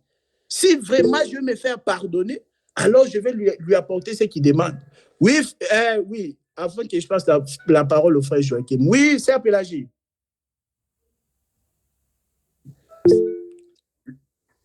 Oui, tu as écouté ma réponse? Oui, j'ai écouté. Ok. J'ai écouté. Donc, oui. Oui, donc entre nous comme ça, c'est pardon. Dieu dit, on doit se pardonner. C'est comme ça se passe.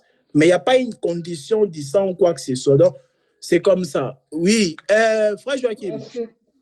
Oui, frère Joachim. Je comprends la sœur Pélagie parce que Jésus a dit aussi si vous ne pardonnez pas de tout votre cœur à votre frère, Dieu non plus ne vous pardonnera pas. Mais il faut savoir que Jésus dit aussi si tu as quelque chose contre ton frère ou si ton frère a quelque chose contre toi, va te réconcilier avec lui avant d'apporter ton offrande.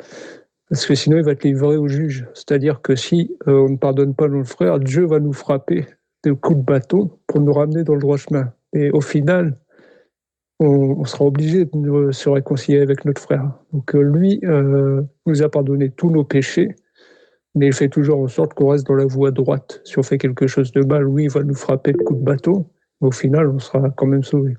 Voilà. Oui, donc oui, pour compléter, du coup, là, c'est Francien avant que je donne la parole, pour compléter, du coup, ce que le frère Joachim vient de dire, c'est ça, mais quand Jésus disait aussi, si vous ne pardonnez pas aux hommes, votre Père aussi vous pardonnera pour quelque chose comme ça, c'était des gens qui n'étaient pas encore nés de nouveau. Parce qu'en réalité, c'était un enseignement sur la vie spirituelle. Parce que quelqu'un qui est né de nouveau, quelqu'un qui a compris l'enseignement de Dieu, il peut que pardonner. C'est ce que Colossiens 3,13 nous dit que comme Christ vous a pardonné, donc tu ne peux pas pardonner en désordre. Il faut comprendre que Christ t'a pardonné. C'est comme ça aussi tu pardonnes. Donc là, c'était encore avant l'œuvre de la croix. Jésus étant, parce que vous savez, Jésus était venu encore pour augmenter encore la loi encore. Vous savez, quand il dit que Moïse a dit que si tu prends la femme d'autrui, tu commets l'adultère. Jésus dit, si tu penses seulement, tu commets l'adultère. Mais les pasteurs, ils ne prêchent pas que beaucoup de gens commettent des adultères. Parce que Jésus est venu augmenter encore le niveau de la loi pour te faire voir que la loi n'est pas la solution, au grand jamais. Moïse a dit, si tu prends la femme de l'autre, mais Jésus est venu avant la grâce pour dire que si tu penses seulement. Donc on a vu qu'il y a le péché en pensant, le péché en parole et le péché en acte. Bien que tous n'ont pas les mêmes conséquences, il y a le péché en pensée, les péchés en parole et les péchés en acte. C'est vrai, les péchés en acte, ça a plus de conséquences sociales que les autres péchés. Mais on voit que devant Dieu, ça reste les péchés, que ce soit les péchés en acte, péchés en parole, péchés en pensée. Vous voyez, donc, il est venu te montrer les degrés de la loi, que la loi, c'est un pédagogue pour dire, au secours.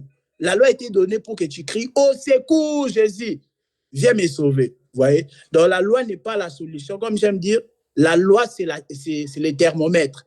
Quand tu as la fièvre, ce n'est pas le thermomètre qui va te soigner. Le thermomètre est là pour te révéler le niveau de la gravité, le niveau de ton état. Mais ce n'est pas ça qui va te sauver. Voilà, c'était pour ajouter à ce que le frère Joachim m'avait dit. Frère Francine. Oui, ce sujet, je pardonne, l'a déjà avancé ici plusieurs fois et c'est toujours pas très concluant. Je pense qu'il n'y a rien. Je comprends que le Seigneur nous a pardonné. Tu as évoqué des Écritures de Colossiens, sans effusion de sang, il n'a pas pardon. Le Seigneur l'a déjà fait. Mais c'est aussi important de marquer que si aussi on se tient à ce que le Seigneur nous a déjà pardonné, on a un seul libre arbitre de vouloir pécher, dit bon, après je reconnais, oui, j'ai péché, le Seigneur m'a déjà pardonné. Je pense que le dit, ce n'est pas parce que le Seigneur, on sait déjà que le Seigneur l'a fait, mais c'est important de demander pardon. Dans tous les cas, quand je fais quelque chose et que ma conscience me dit que j'ai fait quelque chose qui était mal, je dois demander pardon. Que ce soit à Dieu, que ce soit à mon frère. C'est très important. Parce que si tu t'appuies seulement sur la parole comme ça signifie, c'est un peu comme des personnes qui prêchent sauver maintenant, sauver pour toujours. Mais pourquoi travaillerons-nous pour notre salut? Pourquoi on est ici en train d'écouter tout ça?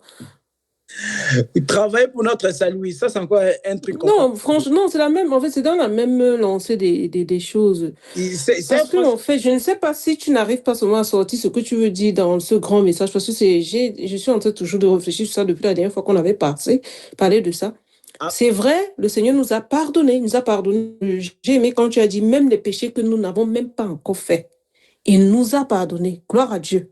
J'accepte ça.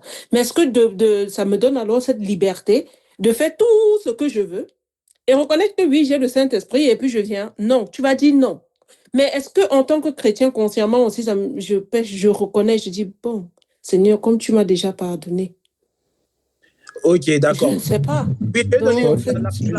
Juste dire quelque chose avant, c'est que c'est pareil, la sœur Francine a raison, c'est pareil pour les bonnes œuvres. Jésus connaît déjà d'avance tout ce que nous avons besoin, mais il aime qu'on lui demande de recevoir ces choses-là pour qu'il nous les donne. Pour le péché, je pense que c'est pareil, il nous a déjà pardonné, mais il est bon aussi d'avouer ses transgressions. Oui, mais regarde, participant, il y a les frères. Bon, du coup, les questions, ça s'enchaîne. Hein, du coup, il faut que je me rappelle. Oui, frère Naom. Ou je ne sais pas si je dois répondre d'abord. Tu peux répondre d'abord, tu peux. Ce que j'aimerais dire, c'est quand tu expliques, on comprend bien, on rattache bien ça au sacrifice annuel qui est fait pour le pardon. Là-bas, on parlait de couverture du péché, ce que Jésus-Christ est venu faire. Mais j'étais toujours rappelé quand tu parles de ça, qu'en bas de ce sacrifice, ce que vous n'arrivez pas toujours à joindre, c'est qu'on avait des petits sacrifices. Les petits sacrifices. Parce que si vous dites que vous parlez de l'alliance ancienne qui était le reflet, quand la chose parfaite est venue qui est en Jésus-Christ, Jésus-Christ n'a pas aboli, il a accompli. Il a accompli un sacrifice total, comme tu as dit, le parapluie qui nous protège définitivement, présent, passé, présent et futur, mais en bas, comme son Père a ordonné, comme Dieu avait ordonné, qu'est-ce qui se passe en bas? Oui, oui, les petites sacrifices. Selon là où, répondant à cette question que tu parvenais à répondre à la question de Maman Pélagia et à la préoccupation posée par Maman Francine et le frère Joachim. Oui. Bon, après, ouais, ça, on va encore plonger dans les Écritures. Par rapport à Lévitique 16, là, on nous présente le pardon annuel. Mais à part ça, il y avait aussi du coup des petits sacrifices qu'il fallait offrir. Mais maintenant, les petits sacrifices là aujourd'hui, c'est quoi? C'est que bon, c'est pas ce que tu as dit, hein, mais je dis ça et puis tu vas dire si c'est faux. Donc du coup, le frère Naom sous-entend que les petits sacrifices qui se faisaient, à part le pardon annuel, les petits sacrifices là, c'est aujourd'hui demander pardon. Est-ce que du coup, on doit sous-entendre ça? Ou pas, frère Naom? C'est soit oui ou non. Hein? Et moi, je ne peux pas laisser sous-entendre ça. Si tu peux expliquer ça, tu réponds à la préoccupation de la maman, des deux mamans et du frère Joachim. En tout cas, les Écritures sont très claires. Frère Joachim, il veut parler. Oui, donc il y a une écriture qui dit déjà un sacrifice de louange, donc on peut comprendre que les prières font office de sacrifice. Et dans les sacrifices, on voit qu'il y a des sacrifices de culpabilité, des sacrifices de communion, et différents types de sacrifices qui font office de différents types de prières. Donc le sacrifice de culpabilité est quand même compté dans la prière quotidienne, on va dire, dans la prière. Donc il est bon pas de demander pardon, mais en moi d'avouer sa culpabilité. Enfin, c'est ce que... Enfin, je ne vais pas dire c'est ce que je pense, mais c'est ce que je retiens des Écritures. D'accord. Ok. Bon, comme j'ai dit, une question biblique, sa réponse se trouve dans la Bible. Hein? On ne peut pas me dire d'aller chercher ailleurs. Hein? On est bien d'accord. On va répondre avec les Écritures. Déjà, il y a la sœur Francine qui a posé une question. Est-ce que donc, du coup, cela va nous permettre de vivre comme on veut? Est-ce que c'est ça l'Évangile? Non? Tite chapitre 2, verset 11 nous dit que la grâce de Dieu, source du salut, a été manifestée, nous enseigne à renoncer au mal et à vivre selon Dieu. Quand tu comprends que tu n'es plus serviteur du péché, tu n'es plus esclave du péché, tu dois vivre pour Dieu, tu vois. Mais cependant, il y a la chair qui est là. Comme je dis, que la chair n'a pas encore expérimenté sa rédemption.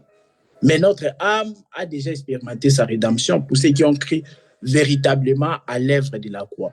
Donc, prêcher le pardon du péché cela n'encourage jamais les gens à vivre dans les péchés parce que les gens, ils pêchent déjà depuis longtemps. Tu vois, ils pêchent déjà, ils n'ont pas besoin d'écouter le message pour aller pécher. Tu vois, ça, c'est un amalgame, vraiment, c'est une incompréhension.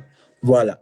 Donc, ce que je suis en train de dire, c'est que quand on dit pardon à Dieu, on s'attend quoi? Que Dieu nous pardonne, non? Oui ou non? Il faut qu'on soit clair. Quand je dois demander pardon à Dieu, parce que j'ai besoin de son pardon, oui ou non? Hein? Frère Joachim, frère Naom, j'arrive avec ta question. Ah ouais, moi je ne suis pas sur le même plan, c'est-à-dire que concernant le pardon, je suis d'accord, mais moi c'est plus avouer les transgressions, c'est très différent de demander pardon, c'est pas pareil. D'accord. Oui, d'accord, je comprends. Oui, ben, avouer les transgressions, tu sais, Jacques il dit, confessez vos péchés aux uns aux autres. C'est-à-dire que quand tu as une faiblesse, tu peux consulter ton frère qui est mature, pas n'importe qui, c'est lui qui est mature plutôt, et lui dire que voilà, ma communion, ma vie spirituelle, ça ne va pas trop. Il peut te conseiller, il peut aussi t'exhorter, tu vois. Confesser vos péchés les uns aux autres, tu vois. Ça, je suis parfaitement d'accord. Quand tu te sens esclave de quelque chose, il faut trouver ton frère en Christ et puis lui demander de l'aide. Oui, frère Naom. Je veux rebondir instantanément sur ce que tu dis. Parce que si tu dis que tu restes dans la Bible, il faut rester dans la Bible. Oui. La Bible dit confesser vos péchés les uns aux autres. On n'a pas dit frère Mathieu à l'intérieur. Si tu dis que tu restes dans la Bible, reste dans ce qui est écrit. On n'a pas parlé de frère Mathieu. Maintenant, si tu veux donner un conseil, donne ton conseil. Ne condamne pas pour venir agir après ce que tu as condamné. Tu dis bien, tu restes dans la Bible. Restons dans ce qui est écrit. On n'a pas écrit. Quand je lis là-bas, je ne vois pas frère Mathieu. C'est comme ça qu'on prêche. Et puis d'autres vont venir dire, ah, c'est écrit que frère Mathieu. Frère Mathieu est écrit dans ta version. Je vois ce que veut dire frère Roland, c'est-à-dire que les frères comptés comme pas encore matures sont ceux que Paul compte comme encore charnels. Et dans charnel, il y a les gens qui sont médisants et des choses ainsi. Donc, il est plus. Je comprends très bien ce que vous dites. Je comprends très bien, mais c'est un souscrit de rester d'abord dans ce qui est dit. On agit les uns aux autres. D'accord. Je ne savais pas si l'apôtre Paul parlait. Non, je ne sais pas. Bon, d'accord. Voilà. D'accord. Maintenant, si vous voulez donner votre conseil, dites que ce n'est pas à tout le monde. Personnellement, je dirais que ce n'est pas à tout le monde. Il faut choisir. Je comprends bien que toi aussi, tu as l'Esprit du Seigneur, comme l'apôtre Paul dit. Je pense avoir l'Esprit du Seigneur. Mais si vous voulez rester, comme vous dites, je reste dans la parole de Dieu, moi, il peut vous prendre là tous dans ce que vous dites qui n'est pas écrit là. Je veux dire supposition. D'accord. Frère, il a dit, on a dit qu'on reste méticuleux, alors méticuleux. D'accord. Alors, bon, vous avez compris la pensée qui est derrière. Donc, voilà, c'était pour répondre à frère Joachim. Et moi, j'y reviens. Parce que moi, j'ai dit, hein, si la solution du péché, c'est le pardon, ben, moi, je serai le premier à demander pardon. C'est ça la solution. Le problème, ce n'est pas que moi, j'y refuse. Non, ce n'est pas ça. Le problème, c'est comprendre comment Dieu lui pardonne. C'est ça, en fait, la démarche. Comment Dieu, si j'ai besoin du pardon du frère Naom ou du frère Joachim, je dois comprendre comment il pardonne, vrai ou faux. Ce n'est pas ma manière. Alors que j'ai besoin de ton pardon, moi, je viens avec ma manière. Comme on a vu comment il s'appelle, c'est lui qui devait se jeter. C'est lui qui, Élisée a dit à Géasi, dis-lui de se jeter. Le général Naman. Hein? Général Naman, lui, vient là-bas, il vient de la Syrie. Et il dit, j'ai ma lèpre, mais on va fixer les règles. Moi, je suis un général, on va faire ça, tu peux sortir prier pour moi, nanana. Non. Élisée, il a dit à Géasi, il va lui dire de se jeter. Donc, Élisée, lui, sait que la solution pour la lèpre de Naman, c'est de se jeter dans les Jourdains cette fois. Ce n'est pas au général Naman d'imposer ces choses à lui. Non, ce n'est pas ça. C'est comment toi, tu vas être sauvé. Alors que c'est lui qui va te sauver, c'est lui qui va te guérir. Il te montre le processus, comment faire. C'est ça. C'est qu'avec Dieu, Dieu nous a montré comment lui sauve. Il ne sauve pas en dehors, il ne pardonne pas. Allons avec ces termes-là. Il ne pardonne pas en dehors du sang. Sans infusion du sang, il n'y a pas de pardon. Il n'y aura jamais pardon du péché. Sans infusion du sang. On doit être quand même d'accord sur ce coup-là. Sans infusion du sang, il n'y a pas pardon du péché. Je répète encore, quand on demande pardon à Dieu, c'est parce qu'on a besoin qu'il nous pardonne, oui ou non. C'est ça les problèmes. Alors, si on a besoin qu'il nous pardonne, mais Dieu lui a dit comment lui pardonne. C'est ça les problèmes. Donc, il y a la démarche de l'homme, il y a la démarche de Dieu. Mais à un moment donné, je dois abandonner. C'est comme Naaman, je dois abandonner mon orgueil et faire ce qu'Élisée veut que je fasse. Tu vois, la Bible nous dit, dans Actes 10, verset 43, que celui qui croit en Jésus reçoit en son nom les pardons des péchés. Tout ça, ce ne sont pas des écritures que j'invente, c'est écrit dans la Bible.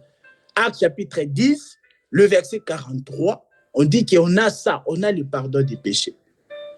Mais maintenant, est-ce que je dois encore demander quelque chose que j'ai déjà? Tu vois? Pour maintenant répondre au frère Nahom, moi je vais prendre Hébreux chapitre 10. Hébreux chapitre 10, parce que le frère Nahom, il a souligné quelque chose d'important.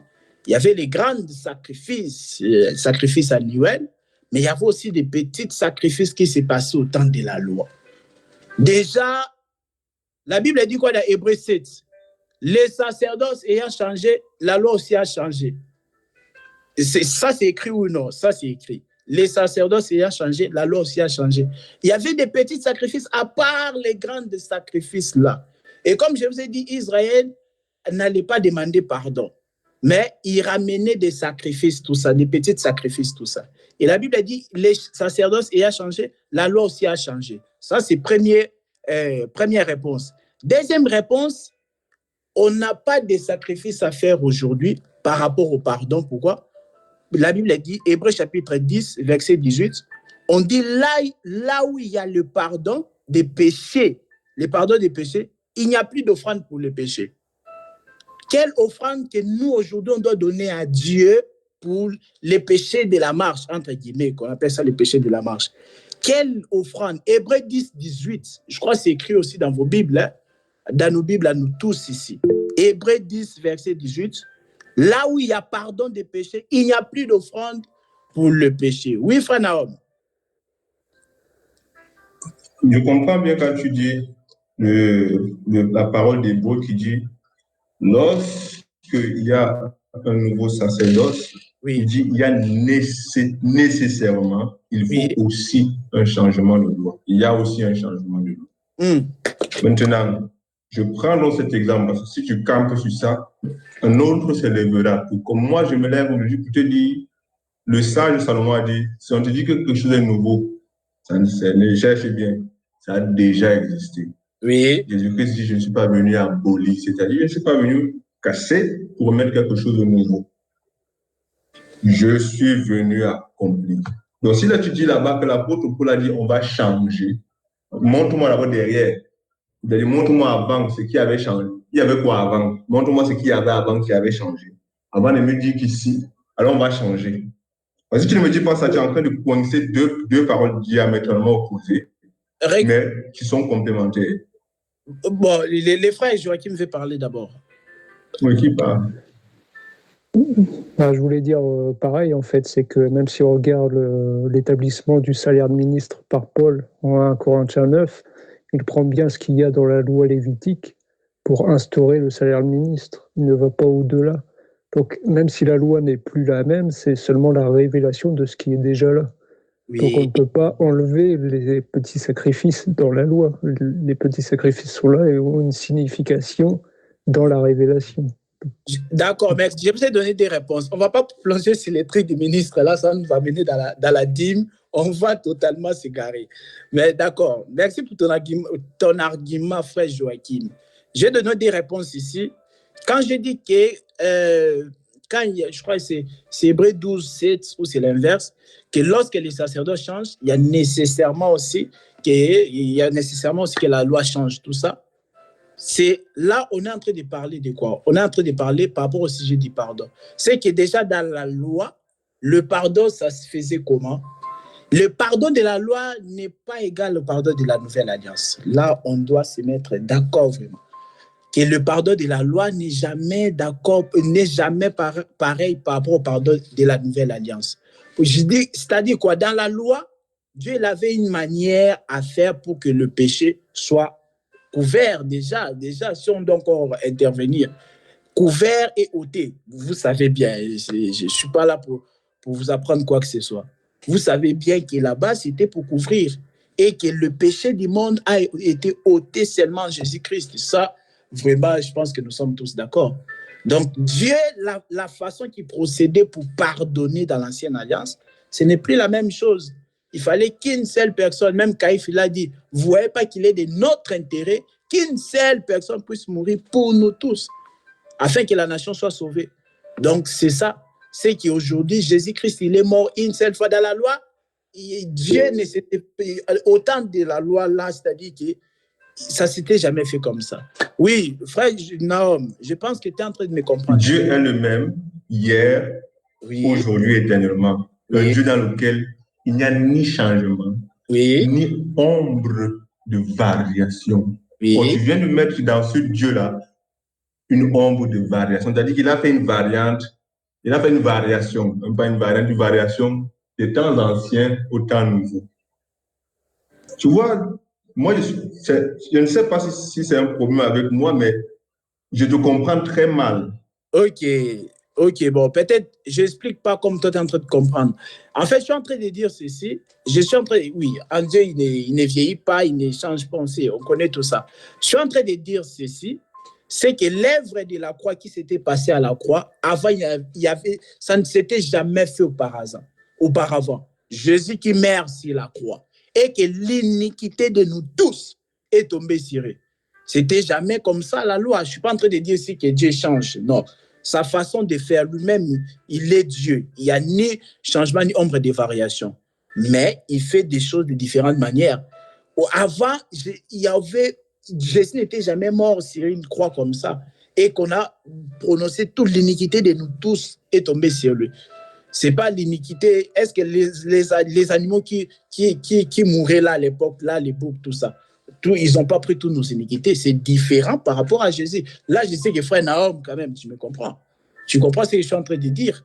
Qu'avant l'œuvre de la croix, ça ne s'était jamais fait un truc comme ça. Maintenant, avec l'œuvre de la croix, nos iniquités, nous tous, Dieu l'a prononcé ça. Et il dit dans Hébreux 10, verset 17, que je ne me souviendrai plus de vos péchés ni de vos iniquités. Hébreux 10, 17. Dieu, il dit qu'il ne se souvient plus de tout ça. Pourquoi? Parce qu'il y a quelqu'un qui était mort pour ça. Donc, on ne voit plus quelqu'un qui va encore mourir pour les péchés. Un seul agneau, oui, excuse-moi, frère Joachim. Un agneau, ça y est, c'est fini. Il est mort. Hébreux 10, 17, c'est écrit que Dieu ne se souviendra plus de nos péchés. Encore une fois, est-ce qu'on est en train d'encourager les gens qui dans les péchés? Ce sont des gens qui n'ont pas compris. Quelqu'un qui peut penser comme ça, c'est quelqu'un qui n'a pas compris l'évangile. Parce que l'évangile est très bien équilibré. Dieu dit qu'il ne se souviendra plus de nos péchés. Maintenant, pour quel péché, moi, je vais demander pardon à Dieu? C'est ça. Le problème, c'est que moi, j'ai dit que l'évangile de la croix, le problème, c'est que ça dépouille les gens de leurs œuvres. Tu vois, le problème, c'est qu'on doit accepter que l'évangile nous dépouille de nos œuvres. C'est que moi-même, je ne peux pas me sauver. Christ m'a sauvé et puis point barre, ça y est. Et on dit quoi? Là où il y a pardon du péché, il n'y a plus d'offrande pour le péché. Là où il y a pardon du péché. Est-ce qu'il y a pardon du péché à moi? Oui. Et Acte 10, 43 me dit que lorsque j'écris en Jésus-Christ, j'ai le pardon du péché. Alors, Hébreux 10, 18 complète, il dit que là où il y a pardon du péché, il n'y a plus d'offrande pour le péché. Il n'y a plus d'offrande pour le péché. Voilà, c'est ce que je peux répondre par rapport à la grande question du frère Naom. Oui, frère Joachim. Ouais, je voulais juste ajouter que, ok, on ne peut pas comparer aujourd'hui à la loi, mais même dans le sacrifice annuel pour l'expiation des péchés, il est bien dit chaque année, d'accord? Mais on comprend que Jésus l'a fait une fois pour toutes. Pourquoi? Parce qu'il est dit que le Seigneur a préparé une année de grâce et un jour de colère. Donc, une seule année de grâce. Jésus a fait son sacrifice pour toute l'année de grâce.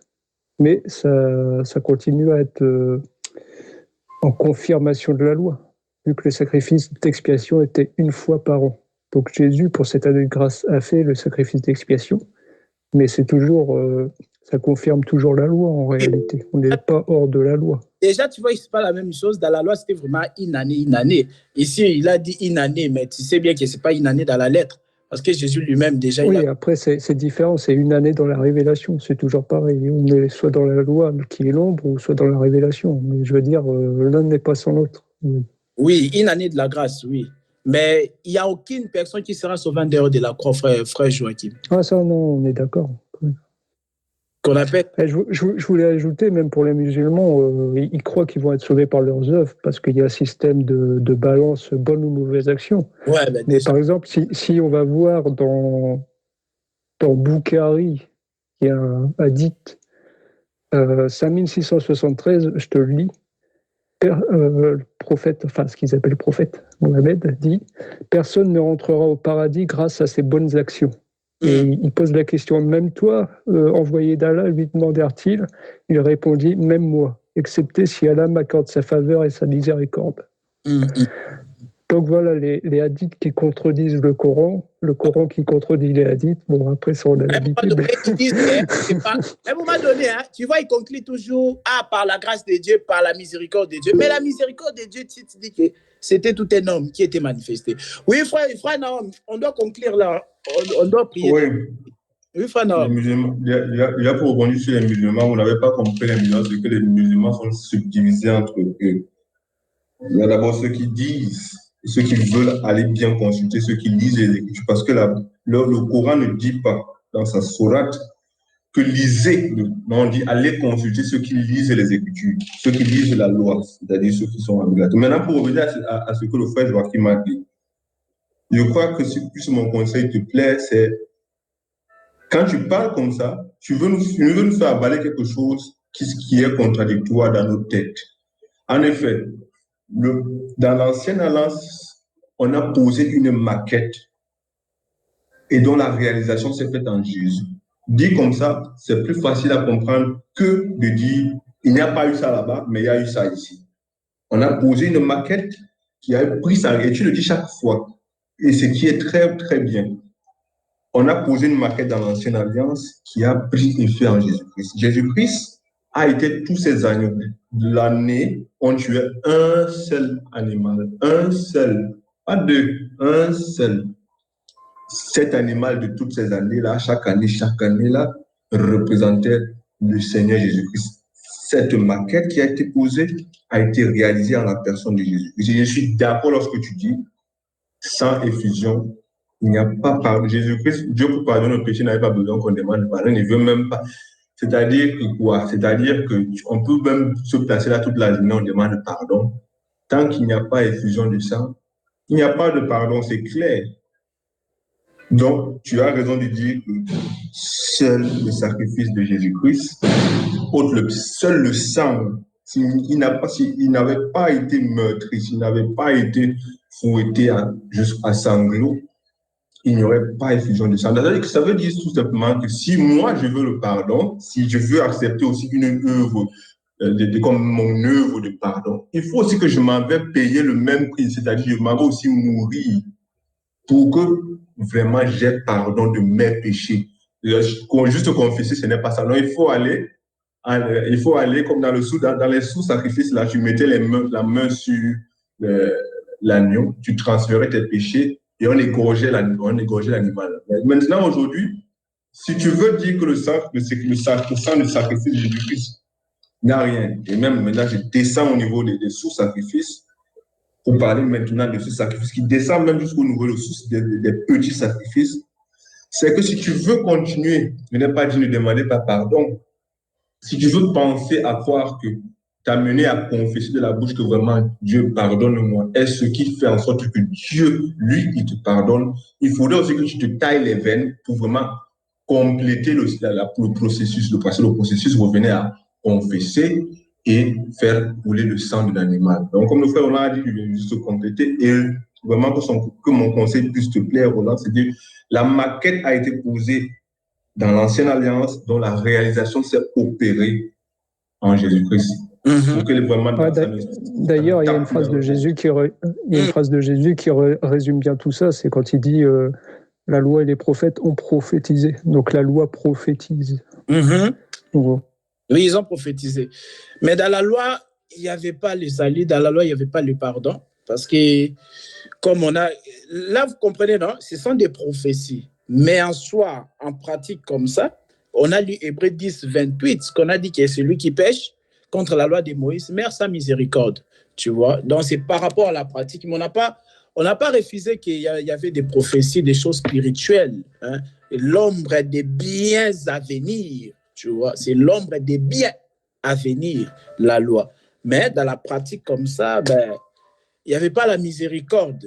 Il n'y avait pas la miséricorde. On dit que tu meurs sans miséricorde si tu transgresses en présence de 2 ou 3 témoins. Donc voilà, bon. Je pense qu'on s'est compris, non? Oui, non, est-ce qu'on s'est compris? Je suis d'accord avec toi. Oui, c'est bon. Quand le frère Naom dit que la maquette a déjà été posée, ben c'est ça que le frère, il a dit aussi. Donc, c'est ça la prophétie. Donc, ça annonçait déjà l'ombre des biens à venir qui devait s'appliquer. Mais par rapport à la pratique maintenant, là, les choses doivent être quand même claires, que dans la loi, on te tue sans miséricorde quand tu pêches comme ça. Il n'y avait pas la miséricorde, il n'y avait pas le pardon qui s'est manifesté le jour-là à la croix. Bon, voilà. Alors, je pense que... Après, on peut préciser aussi que, je ne sais plus qui dit dans les Écritures, que celui qui est déjà mort n'est plus soumis à la loi. Et pour l'exemple, je crois que c'est Paul qui dit que la femme mariée à son mari par la loi.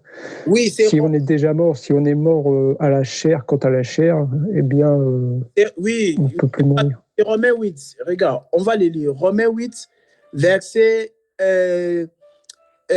voilà, à partir du verset 9. Hein.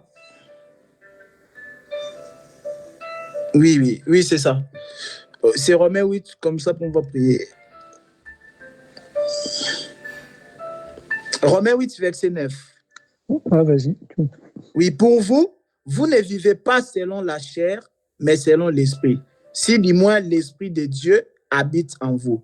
Si quelqu'un n'a pas l'esprit de Dieu, l'esprit de Christ, il ne lui appartient pas. Verset 10. Et si Christ est en vous, le corps, il est vrai et mort à cause du péché, mais l'esprit est vie à cause de la justice. Je ne sais pas si c'est ça l'écriture que tu cherchais, mais... Non, je pensais plus à Romains chapitre 7, verset 1. Ignorez-vous, frères et sœurs, je parle ici à des gens qui connaissent la loi, que la loi n'exerce son pouvoir sur l'homme qu'aussi longtemps qu'il vit. Ainsi, une femme mariée y est par la loi à son mari tant qu'il est vivant, mais si son mari meurt, elle est dégagée de la loi qui la y est à lui. Si donc elle devient la femme d'un autre homme du vivant de son mari, elle sera considérée adultère, mais si son mari meurt, elle est libérée de cette loi. De sorte qu'elle n'est pas adultère en devenant la femme d'un autre. De même, mes frères et sœurs, vous aussi, vous avez été mis à mort par rapport à la loi, à travers le corps de Christ, pour appartenir à un autre, à celui qui est ressuscité.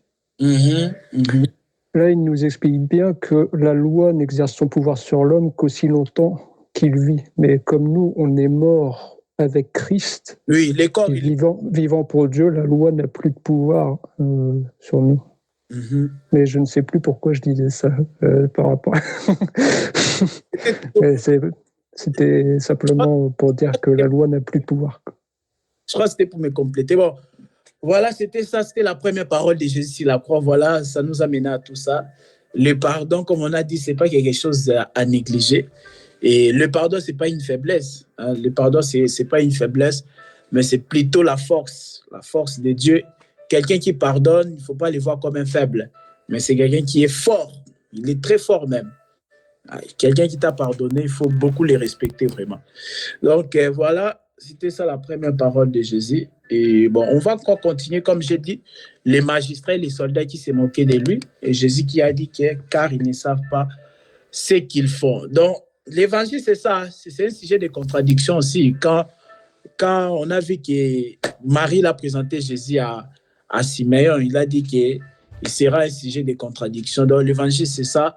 Donc, tellement c'est une folie. Moi, je reconnais. Hein. Moi, quand je prêche, c'est bon. Le frère Naom, il a dit, tu veux nous faire avaler quelque chose qui n'est pas dans notre mentalité. Bon, après, je ne sais pas s'il parlait d'autre chose. Mais après, moi, je sais que l'évangile, c'est une autre mentalité. Ça, moi, je suis d'accord que c'est une autre mentalité que l'homme doit adopter pour être sauvé. Parce que nous, on est habitués au mérite. On est toujours habitués au mérite. Tu dois faire ça pour obtenir ça. Tu dois faire ça pour obtenir ça. Mais l'évangile, on te dit que tu es sauvé gratuitement. Tu n'as rien à faire, tu n'as aucun sacrifice à faire pour que Dieu te pardonne. Pour que Dieu te sauve, il n'y a aucun sacrifice à faire. Mais ça, c'est une folie. Je suis d'accord que l'évangile, c'est une folie. Voilà pourquoi c'est aussi un sujet de contradiction. Oui, frère Joachim. Après, il faut aussi croire, parce que si on ne croit pas, il ne se passe rien. Comme il a dit, il te sera fait selon ta foi. Il faut Donc, si tu ne crois pas que tu es pardonné, forcément, tu restes prisonnier. Ouais.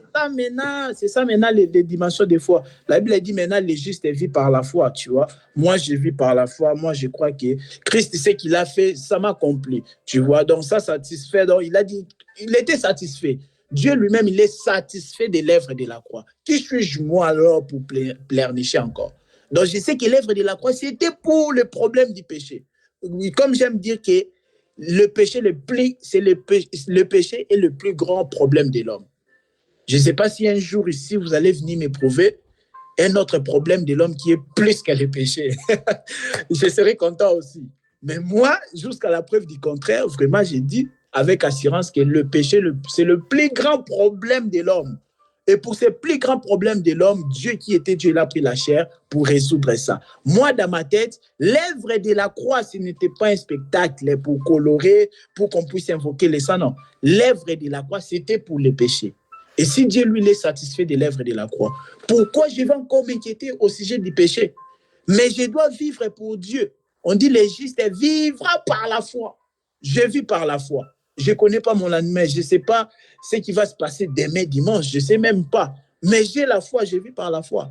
Voilà. Bon. Voilà. Que le Seigneur soit loué. On va prier. Frère Naom, je ne sais pas si vous voulez dire un truc avant qu'on prie. OK. Tendre Père, nous te